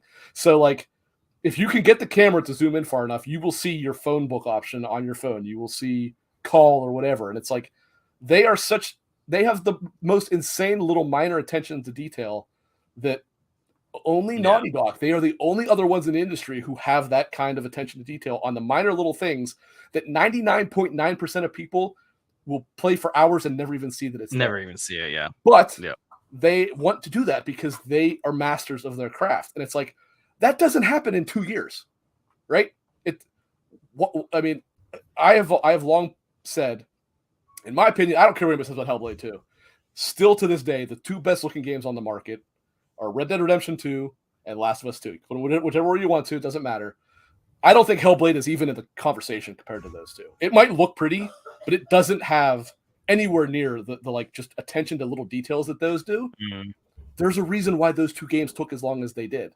Because they created animations that you see one time in the game, right? And making an animation doesn't take you 5 minutes. That probably took months of somebody to do that for something that you'll see in the first 10 minutes of the game and never see again. But it's hard to compare because obviously Last of Us 3, let's say, is not going to sell Grand Theft Auto 6 numbers. It's not even going to be a freckle on its ass when all is said and done. But GTA 6, they could take as long as they need to, right? Because they know they're going to sell probably 50 million copies in 2 days. So it's going to be insane. So, and then on top of that, I think we talked about this before, Clint, didn't we? Where I said that game can launch without the multiplayer mode, and it won't matter. Because they'll know that it probably will have it. But if it does launch without it, like what 5 did, it doesn't matter because they know damn well they've got their unending cash flow just sitting there waiting for them to launch that. All they got to do is get it done, and it doesn't matter. But until that point, it's still going to sell like crazy because of the single player. Like that's what everyone's going to buy the day one, and then 2 weeks into it, everyone's going to be playing the multiplayer. So that has a just constant stream of revenue for Take-Two and whatever. Most games, however, don't have that. Nothing else has that kind of brand power. Grand Theft Auto is just, insane. But it is. What if we get the Animal Crossing MMORPG, everybody can play, and that would be a very interesting combination. Doom was already a wild combination with Animal Crossing. Grand Theft Auto would be really weird. That would be awesome. I hope it happens. It's like Pal World, right? It would be like somebody needs to make an Animal Crossing MMORPG and get sold too, or get sued as well. That'd be great. Oh God. Well, I think that kind of covers news. I do want to get into the jump scares, but I do want to rant real quickly. Rick had his rant. I probably won't get as loud, but 4K physical prices on media for movies, it seems over the past 2 weeks they've always been a little bit pricey, but the past 2 weeks they seem to have absolutely skyrocketed. The Alien Romulus Steelbook edition, which is just a steelbook with the movie, that's it, dropped, and the cheapest you can find it is $55. and most places it's like $65. Wolverine and Deadpool, you could find it a couple weeks ago on pre-order for like $25 at places, and at the same places now it's up to $45, which I mean, I don't know, it just seems astronomical, and it seems like these people that are releasing the movies know that most people that are buying these are collector people, and they know it, and they know they're going to pay that price. And that I'm just really salty about that. Yeah, the first time I saw this particular issue was when I went to buy Oppenheimer, and I was like $50. I was like, no, that's got to be FYE prices. And I'm like, no, that's Amazon. I was like, are these high for some reason? I checked elsewhere, and they were even more. I'm like, what? It's just ridiculous. God's name? What movie should be $50? And then, like you said, I've seen it's become the norm. I'm like, well, gee, I wonder why people aren't buying movies anymore. Yeah, it's clearly like a niche type of thing, and it sucks. And it shouldn't be. It shouldn't be. No. All right, games, I understand why it's becoming niche. Movies, streaming sucks. Streaming sucks. It is such a lower quality in 4K, at least. I don't know about 1080 necessarily. It's probably not too bad, but 4K streaming, 4K, you can nothing like having a disc, or even if you buy a digital version and download it. But that's even like the audio and stuff. Yes, it is so compromised. And do you get the features? And do you get the features? Right. No features. And granted, I'm not better than anyone else or anything, but I clearly can see it while watching a physical movie over a streaming one, and I think a lot of people don't notice it, and most people don't really care about it, and that's perfectly fine. But like, especially like horror movies or anything that's dark, you can really see the blotchiness of when the streaming, whereas on a physical copy, it's black. There's no blotchy there's no catch up. Quality's better. Look at that. But see, that's Todd linked me the 4K of Alien Romulus, but it's not the steel book. I thought it was the steel book. I need, is it? Sorry. I need that steel book.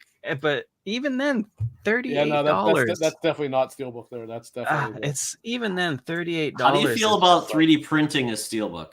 Oh wait, you can't. Does that work like chain link? I want a chain link box. Oh God.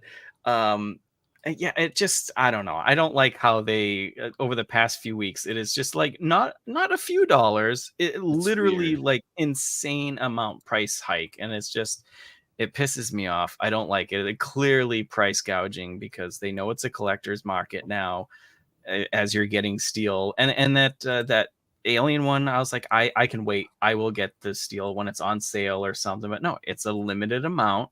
And I'm like, as a huge Alien fan, I'm like, am I really going to drop $55 on a goddamn movie that, granted, I'll probably only watch like maybe 10 times the amount that I own it, maybe?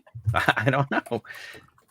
It's just crazy prices for the 4K physical, and I'm not happy about it. That's all. So Clint, would you like to have the old guy talk about the old days of physical media? Well, now you go right ahead.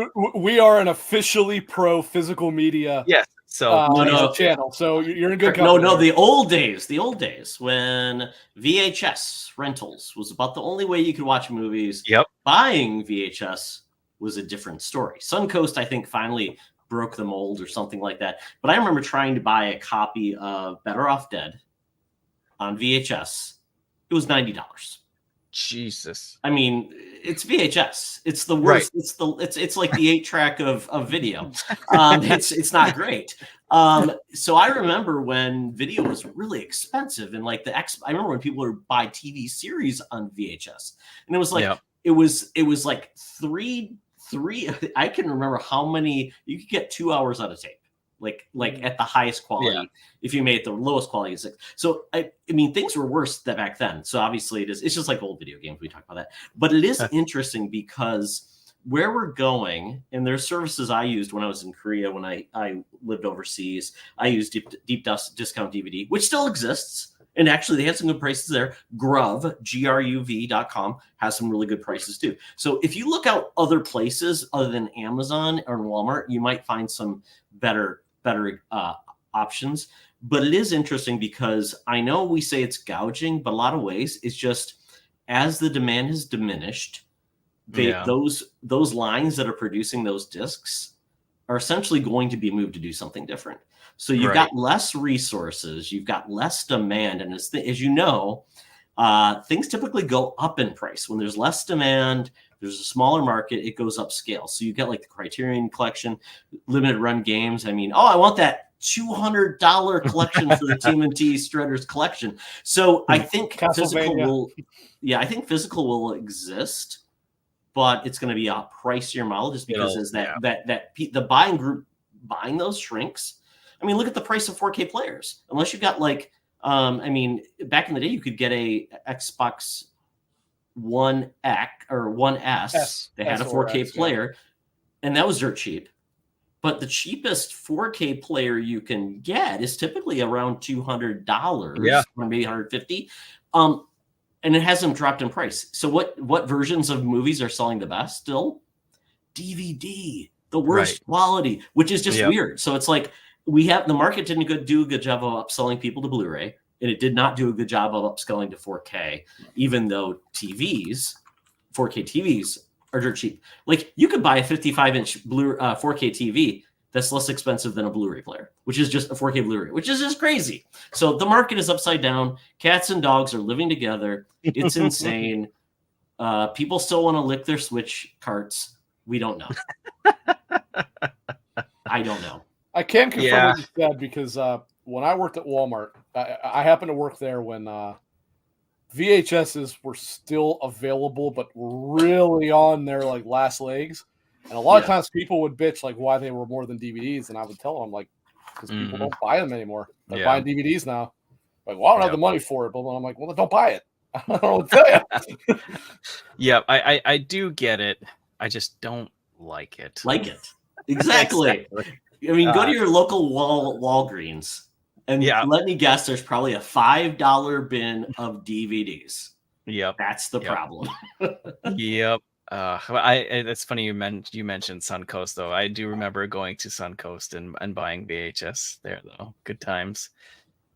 So that's my rant over. So let's get into the main topic of the show. We'll start with you, Todd, if you don't mind.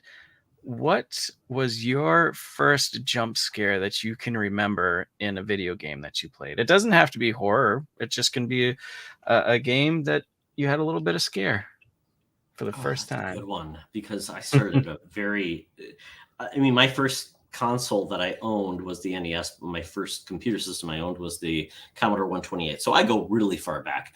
But I remember playing the original Resident Evil game, and that blew me away. But that wasn't the worst game. It was actually Clock Tower. Do you remember Clock Tower? Oh, yes. Yep. Okay. So, Limited Run actually just recently released the original one because it never came to the West, I think, right?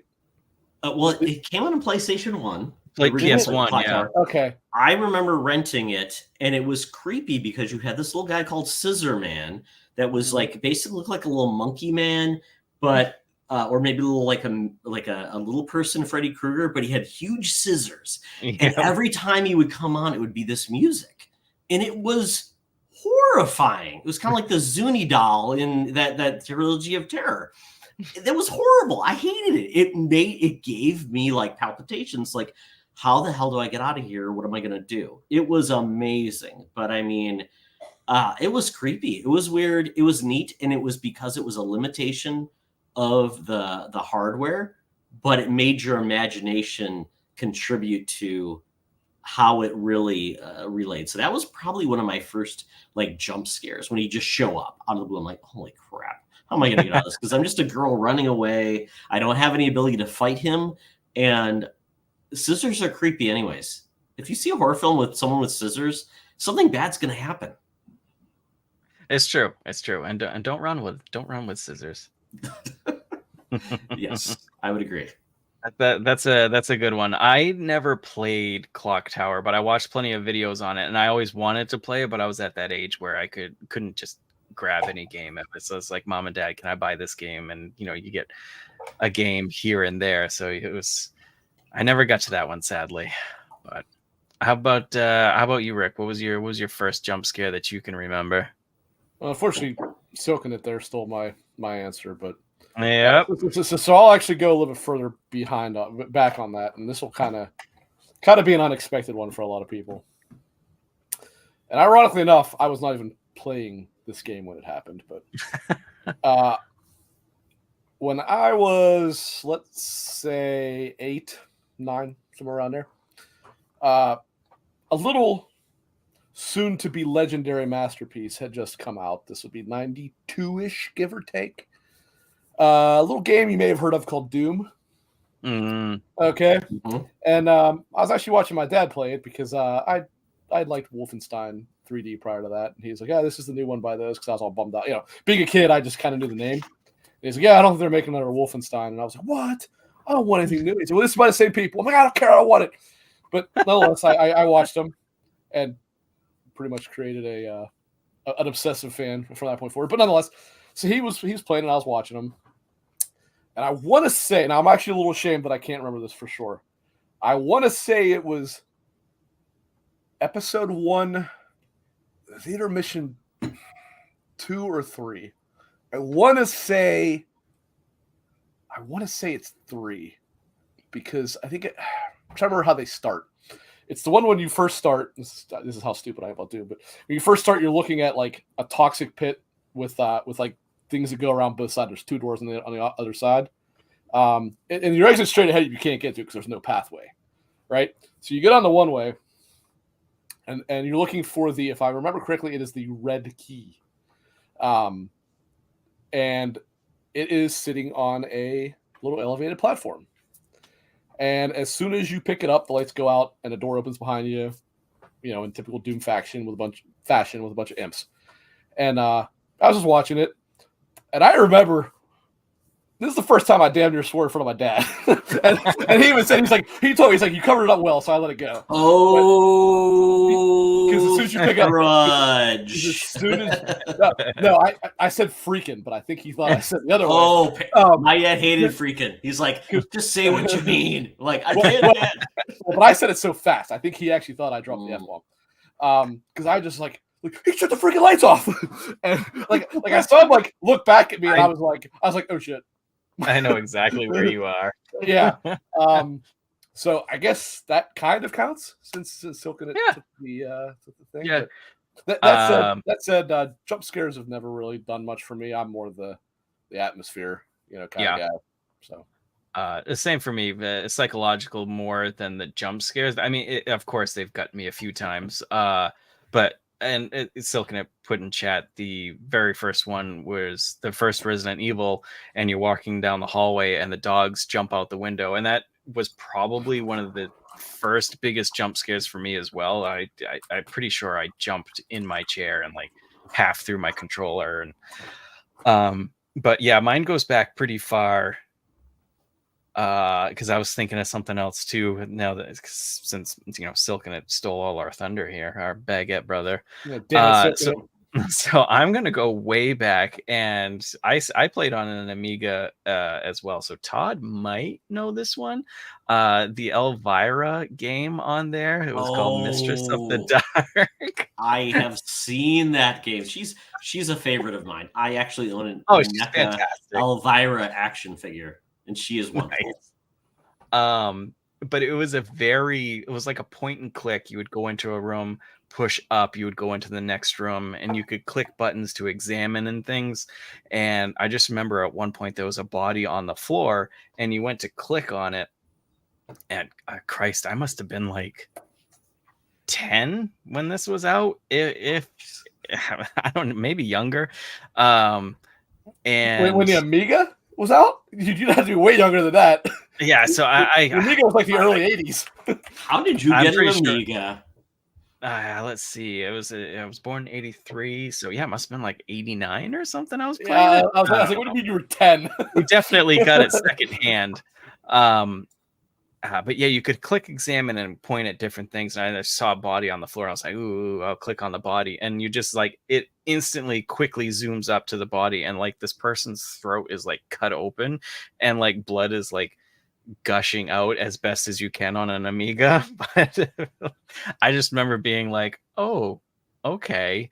And there's a few other parts in that game too that were pretty spooky. Did you rip out the disc at that point? Did you like throw it in like, go away? Yeah, I like threw the floppy disk out and punch the TV or the CRT, throw it on the ground. Oh, God. Sorry, Dad, I destroyed the CRT.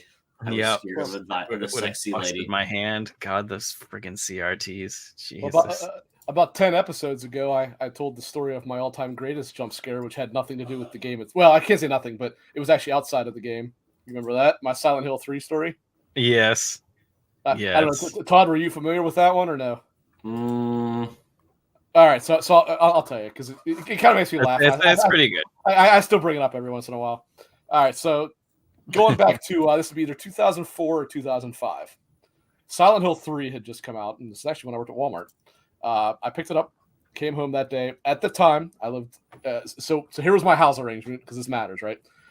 My dad and my grandmother lived next door to each other. My bed and all that stuff was at my grandma's house, but I had my like room, if you will, set up in my dad's basement. I basically took it over. My parents split up and basically, set all my shit up my way and stuff like that.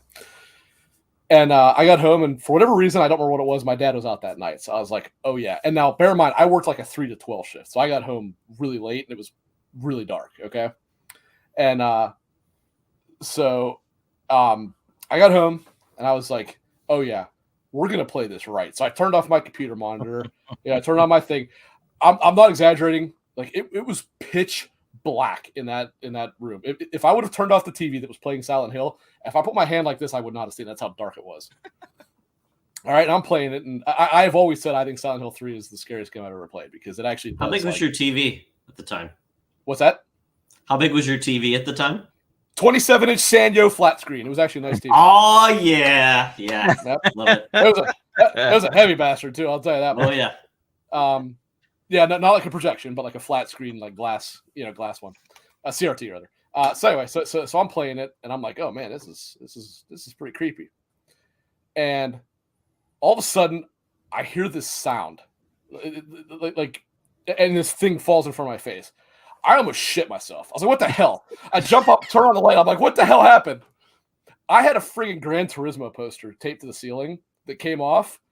And it fell in front of me while I was doing this. Like the timing was unbelievable. In the 45 minutes of me playing this, it fell off the ceiling while I was doing it.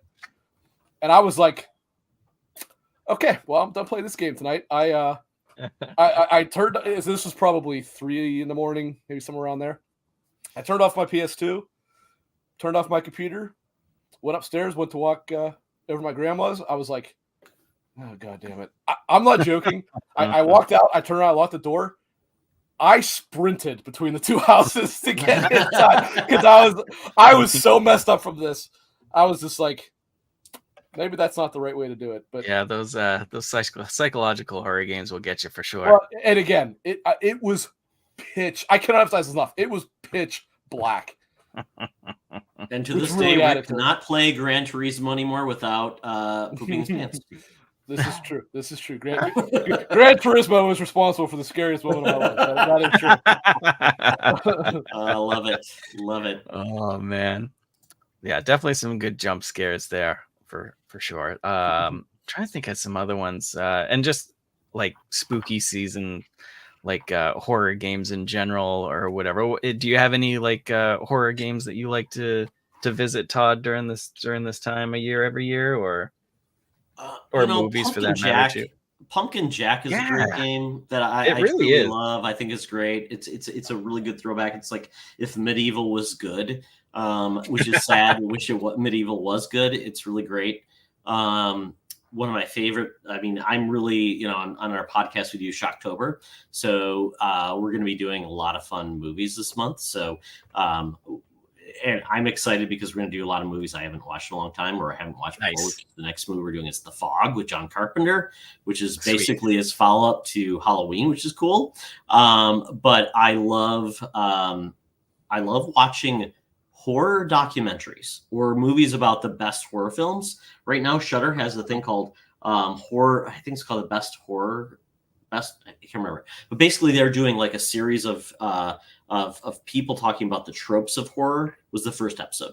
The second was kaiju or giant monsters, which is amazing. Nice. They bring in people that have made movies, critics, stars, and it's in Shudder. So check out Shudder. Shudder is my recommendation to everybody. They do so much good stuff, so much amazing content.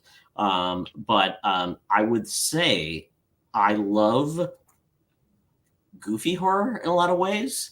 So I loved Luigi's Mansion 3.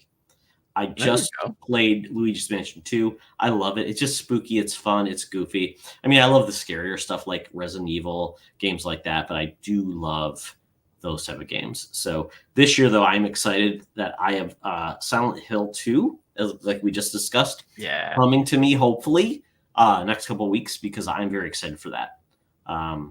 So that's what I'm looking forward to. Yeah, you'll definitely have to tell us how that is in the XEP Discord or on the socials, because I'm interested to see how you like it. Because you said you didn't play the second one, right?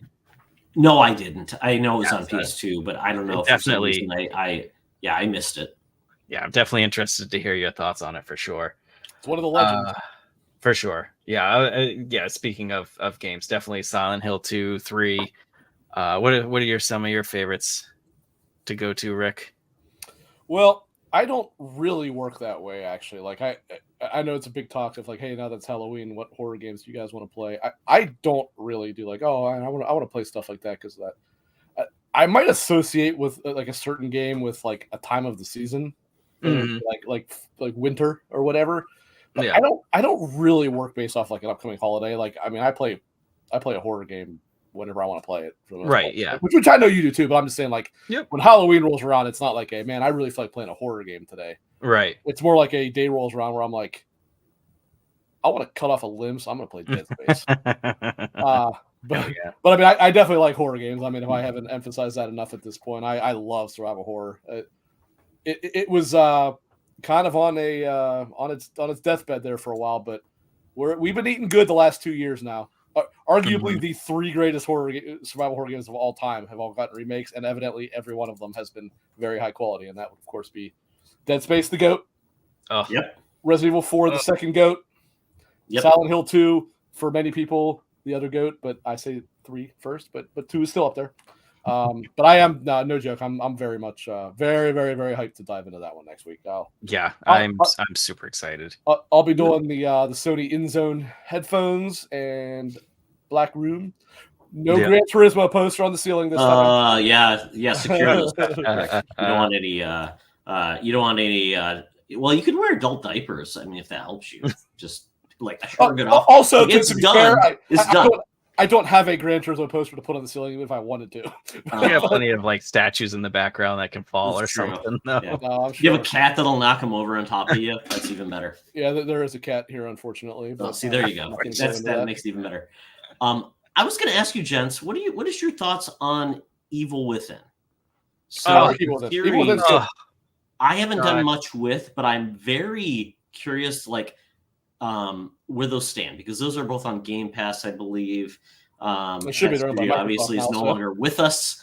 But what do you think? I mean, because I know it's kind of a mixture of. It's not necessarily an offensive horror, like where you have offense, but is definitely more of a game where you have more offense than you think you do. There is a fair amount of offense in there. It's a little bit Resident Evil style, where you don't have like unlimited ammo type of thing. You have to be careful. You build up quite the armament throughout the game. Yeah, but there's definitely there's definitely a lot of offense to it. But I love the Evil Within games. I love them so much. The first and second one, the stories I think are fantastic. They do have. See, I'm not a big fan of the stories. I think they're kind of weird. Because that's why I like them. So I don't. Have you played them at all yet, Todd, or no?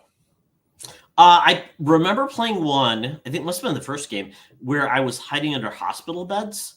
Okay, that's the very beginning, actually. Yep. Okay, so I'm like, I didn't get very far. I'm like, wow, this is kind of creepy, weird, and I'm not very good at stealth and horror.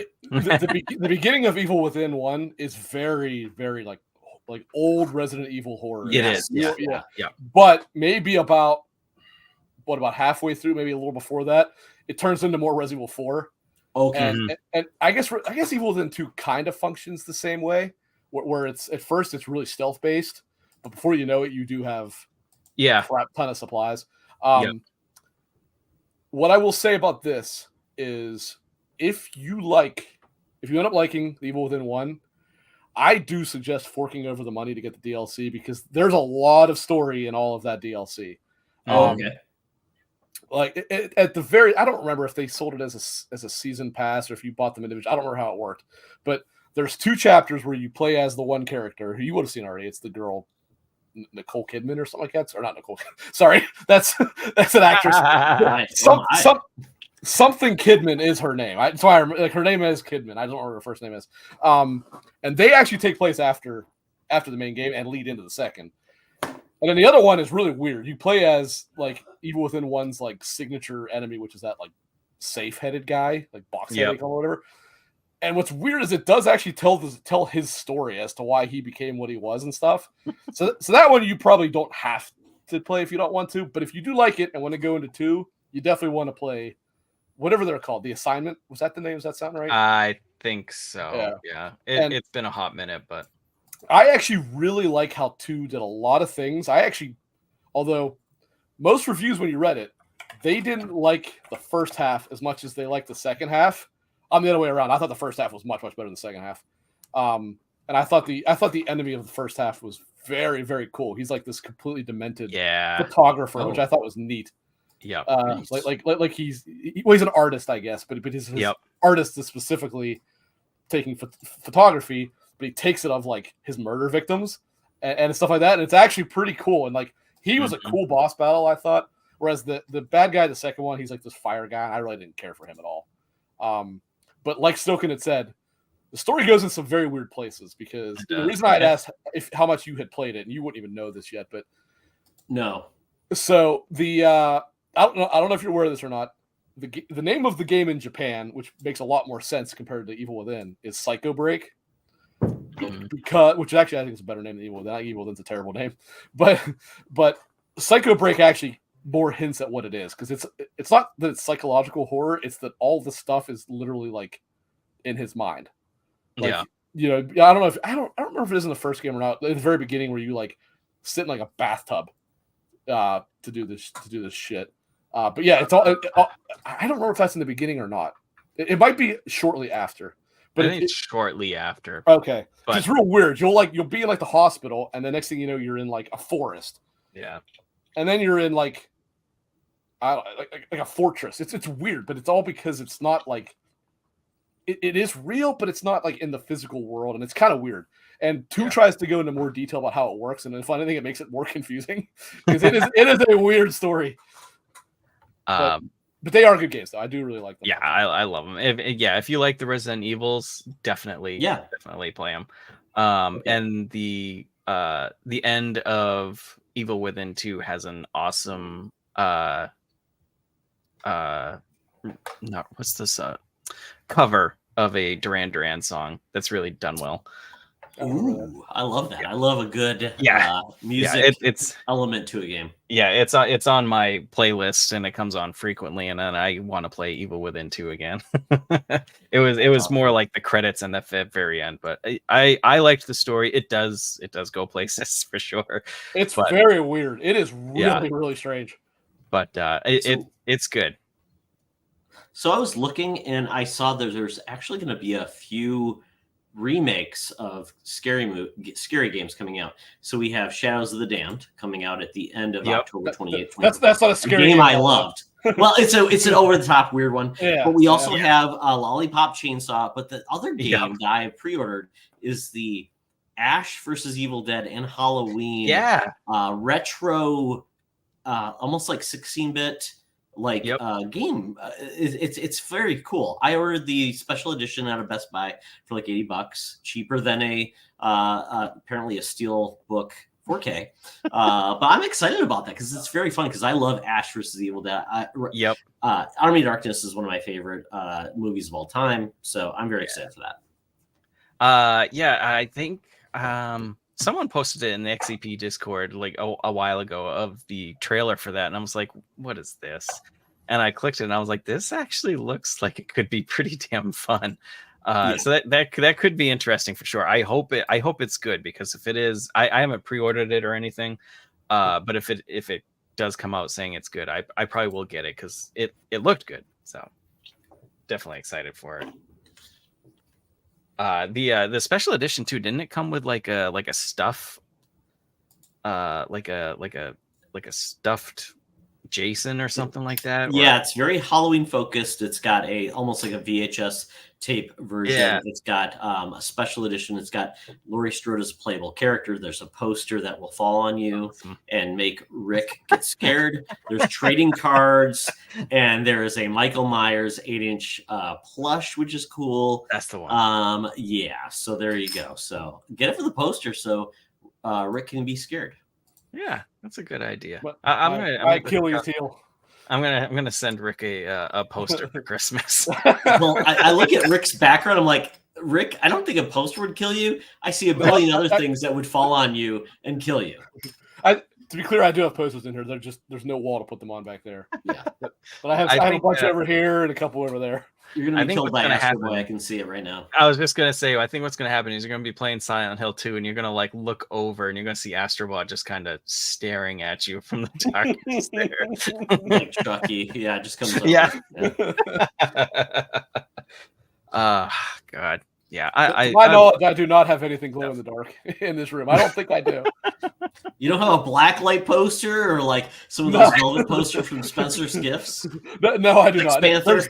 There is definitely nothing in this room for Spencer's Gifts. I can promise you that. Oh, darn. We're gonna have to, if Nicole's still listening, she's gonna have to like hide some like timer or something to go off in there in the middle of the night. Don't give her ideas. Oh God. Yeah, real quick, I was also thinking of the Fatal Frame games. Did you guys ever play those ones? I played 2 and was wildly unimpressed, considering that's the one that everybody loved.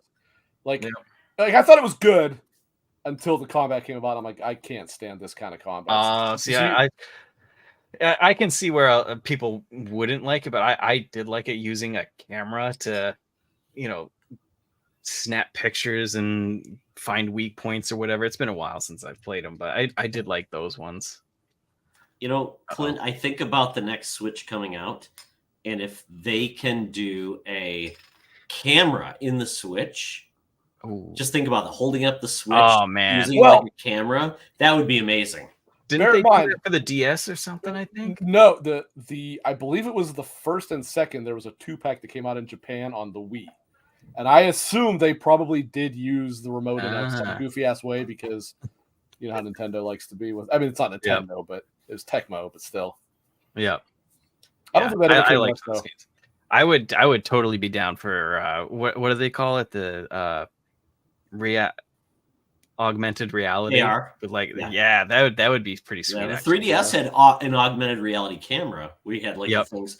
Yeah, if the Switch had a camera brought into it with this too, and they could do weird, crazy things, that would be amazing. I'd be down for that. Walking around my house in the middle of the night, stubbing my toe and yelling and screaming. Rick's looking around his room, like, "Oh my God, there's a poster hitting me!"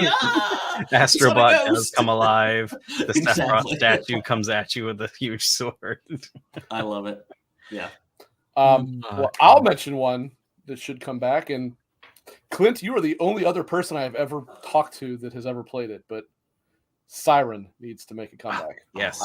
Was Siren the game that you gave voice controls or no? No. No, it was on the PlayStation 3 and it was released episodically, right? It was No. No. That's the remake of Siren. Siren was a PS2 game. But what you're thinking of was Siren. You're correct. It was released episodically. Oh yes, I did play the PlayStation 2 though. I did play this. I forget the name of the PS3 remake, but actually the remake was better. But whereas Siren was actually in Japan, because I think it was made by Japan, so I don't remember. But the remake was actually, I believe, in the States. It might have been in Japan, but it used American characters at least, and it kind of was like a retelling of it using like American like college kids as the main characters, whereas the original one was, I think you were just like random like Japanese villagers who were dealing with some kind of hauntings or something like that. But it was pretty unique and pretty good, and nobody ever freaking heard of it. It was so good, and even the PS3 one, it's rare to come across people that played it. As far as I know, it was the very first like full size, not an indie, digital only PS3 game. I don't know of anything else that was digital only at that point, not counting like Super Stardust and smaller stuff like that. That was a full size game that you could only buy digitally at that time. And they never did release it physically because Sony hates happiness. They actually have Siren on. It's not a remaster or anything, but the PS2 version is on the show. Ooh, yeah. I've actually considered getting it, but I haven't because that game is wild. It is. You've got to have a little bit of an understanding of kind of Japanese horror to kind of get what it's going for, because it is different than like Resident Evil and stuff. Yeah. But if you can kind of accept what it is, it actually is pretty cool. Yeah. I'm definitely a fan. Pretty messed up. The psychological horror more than the jump scares, but I do love jump scares too, and I think that's why I think overall Dead Space is my favorite, because there's some jump scares in there, but the atmosphere and the psychological aspect of that game was just, God, I could gush about Dead Space for 3 hours. See, I have never found Dead Space scary by any means, but it is my favorite survival horror game. I think pound for pound, it's the best survival horror game ever made. I think what you said, like the Ishimura, is, in my opinion, the best horror setting of all time. The sound effects and everything. The only thing that's even close is, what was it? Was it called Titan Station? The one from 2? That's the only one that's even close. Yeah. And there's also a reason why you could argue it's better, and that's a late, I think, 2 chapters of the game that I won't spoil. But almost by default, it makes it maybe perhaps a little better than the Ishimura. Mm-hmm. Mm-hmm. You know, you get what I'm hinting at? Yep. I believe it was chapter 11. Mm-hmm. There's a certain part of the station I'm there with you. Visit. Okay. I'm there with you. Alien Isolation. That's what I was about to say. We just mentioned that the other day. That's Alien Isolation atmosphere was top notch too. The Sevastopol station was that was another one that was a genuinely great setting. They did such a good job with that. Need a second one on that one. I think Resident Evil, especially their first-person games, 7 and 8, have done an amazing job with environments. If we think about we think about the creepy Louisiana, decrepit, like almost like God, I'm trying to think like the Chainsaw Massacre type of Texas like, Chainsaw creepy Massacre family place, for sure. Get to Deliverance is probably a better. It's like oh God, who wants to live in this house? I feel like I needed like some sanitizer just looking at it in my eyes. Like it was Lysol. Freaking gross. It was disgusting. Clean your place, children. I mean, it's like if your children grew up like they were like 8-year-olds and they never learned how to clean. That's what their houses would look like. Sorry. Yeah. And then we go to like 8, and you feel like you're back in this like weird backwards European village where it's just very odd. And I love those environments that make you feel like, wow, what's going to happen next? It's very random odd. Side note: Resident Evil 8 was one of my biggest disappointments in a long time. Oh, really? I was so hyped for that because I loved 7. And Is there not enough nudity in it? Yes, exactly. Damn Lady Demetress wearing clothes. And I was so hyped. Too sexy, or too sexy, maybe, Rick. Because I was like, this looks like 7, but with all the like part that makes 4 great. Yeah. And up through the castle, I was like, oh yeah, this is exactly what I wanted. And then this is an uncommon opinion. I thought the dollhouse was absolutely horrible. I know people really? People like, I love the dollhouse. Yeah, I was like, this is the worst part of the game. And then you go to the swamps. I'm like, this is awful. And actually, I didn't mind the factory too much, but I know everyone hated that part. I was like, I'll take that over the dollhouse every day. I thought the dollhouse sucked, and I didn't find it scary at all. I know some people thought it was terrifying. I was like, you're being chased by a fetus. That's so stupid. It was more. Rick is like, this is wild. Yeah, Rick's like, I get chased by fetuses every day. Why are you even scared about it? To be abundantly clear, I find fetuses actually scary. I didn't find that scary at all. Yes, that's very true. Yeah. I don't know why fetuses made it pop in my head, but did you ever play? It just left my mind. Dante's Inferno. That was a good game. I like that. Not really a horror game, but there's a part in there where like horror themed. I would say horror themed. Yeah, where like you're in hell and you're going through the 7 stages or something like that. The 7 deadly sins. Yeah, the 7. Yeah, and there's a part where like lust. Is that what you're getting at? I think it was with lust. toddlers.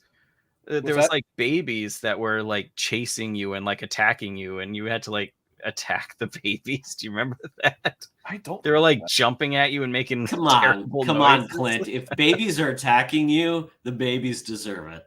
That's right. But that's a game randomly that needs a remake or a second one. Oh, sure. Well, Visceral's dead, so yeah. That was a Visceral game. Did you know that? Yeah. Yes. That's true. I remember seeing that. There was a comic book series. There was even an animated series or animated movie about Dante's Inferno, which was just so weird. Yep. It was like, I mean, it obviously is based on the epic poem. Like, it's not like they. Well, yeah, exactly. Well, that's free. That's free to adapt. Why not? But a series I was thinking that really needs to come back that I loved. It was huge in the PS3 era, Xbox 360 era. Was the Fear series with Alma. Yes. And I mean, I love those, and it was freaky. It was creepy because it's like I'm just going and guns blazing, and I'm like, I don't think I should do that.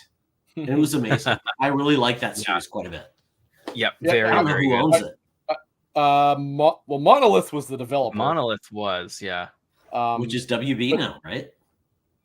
I think so. Because they you're right. It is that. Yeah. Because they made Mordor. Yeah. Not Monolith Soft as in Xenoblade. That's a different company. Actually, WB may have published the third one, which that's the one I didn't finish. I finished the other two. I did not finish the third one. It got really weird at the end. Wow. Yeah. Well, I love the Fear series. Yeah. So good. Aya, was that the creepy little girl's name? Yeah, Alma. Alma, that's it. Alma. Yeah. She rapes you at the end of the second one. So, spoiler alert for 2. Oh, just small details there. Yeah. Looks like it's publishers Warner Brothers Interactive still. Yeah. But the first one is a legendary first-person shooter. So good. Yeah, because it was scary, but the shooting was great with the slow motion and everything. And the other thing was at the time, that was like unheard of good AI. Like they flanked you, which didn't happen back then. No. So good. So good. If you want one more, I've got one more deep cut. Let's. I love the deep cuts. Let's see how deep. Well, this is the hard part because I don't know where this one's even available or where it was available originally, and that is Clive Barker's Undying. Yes, I love that game. Yes. Clive Barker's Undying was amazing. I had I don't remember if it was a pre-order bonus or if it was a collection edition or whatever. It came with a journal of the. Yes. They were a family, right? Is that what it was? Yes. It's been so long since I played. I can't remember. Yeah, it was like it was like 4 kids that were all some form of paranormal psychos. Yep. Like that. And it had a journal that each chapter was like one of their things, and wasn't like a vampire chick who was kind of sexy and stuff like that. Yes, she was like the oldest daughter, I think. That game was amazing, but I remember it messed me up at first because it put the gun in your left hand and the spell in your right hand, and that had me so messed up because it's so backwards from what you think it's going to be. But that game was awesome. I love that game. It really was. And you can play that game on goodoldgaming.com for $6. I might have to. It's crazy. I forget It's an EA. It was originally published by EA. Yes. Games. It's developed by EA Games, and it was. I mean, it came out in 2001, which is just crazy because it wasn't. It didn't get a console release. No. Crazy. The kind of unofficial follow-up did. It was Clive Barker's something else. That did come with a console. Oh, God. There were some bad Clive Barker games. Yeah. I forget the name of that other one. It wasn't bad. It just wasn't nearly as good as Undying. Oh, man. That is a deep cut, but that's a good one. So good. That's a good pictures, one, though. I remember some of this. I know your vampire chick's in there. Yeah, actually, but I was wrong, though. I think she's the youngest child, actually. Oh, okay. Oh, man. Classic. That was a good one. I forgot all about that game. That's a good pull there. Oh, here you go. Here you go, Rick. Jericho. That's Jericho. Yeah, that one. That's the one I was thinking that was on console, right? Yes, that was on 360. Yes. Yeah.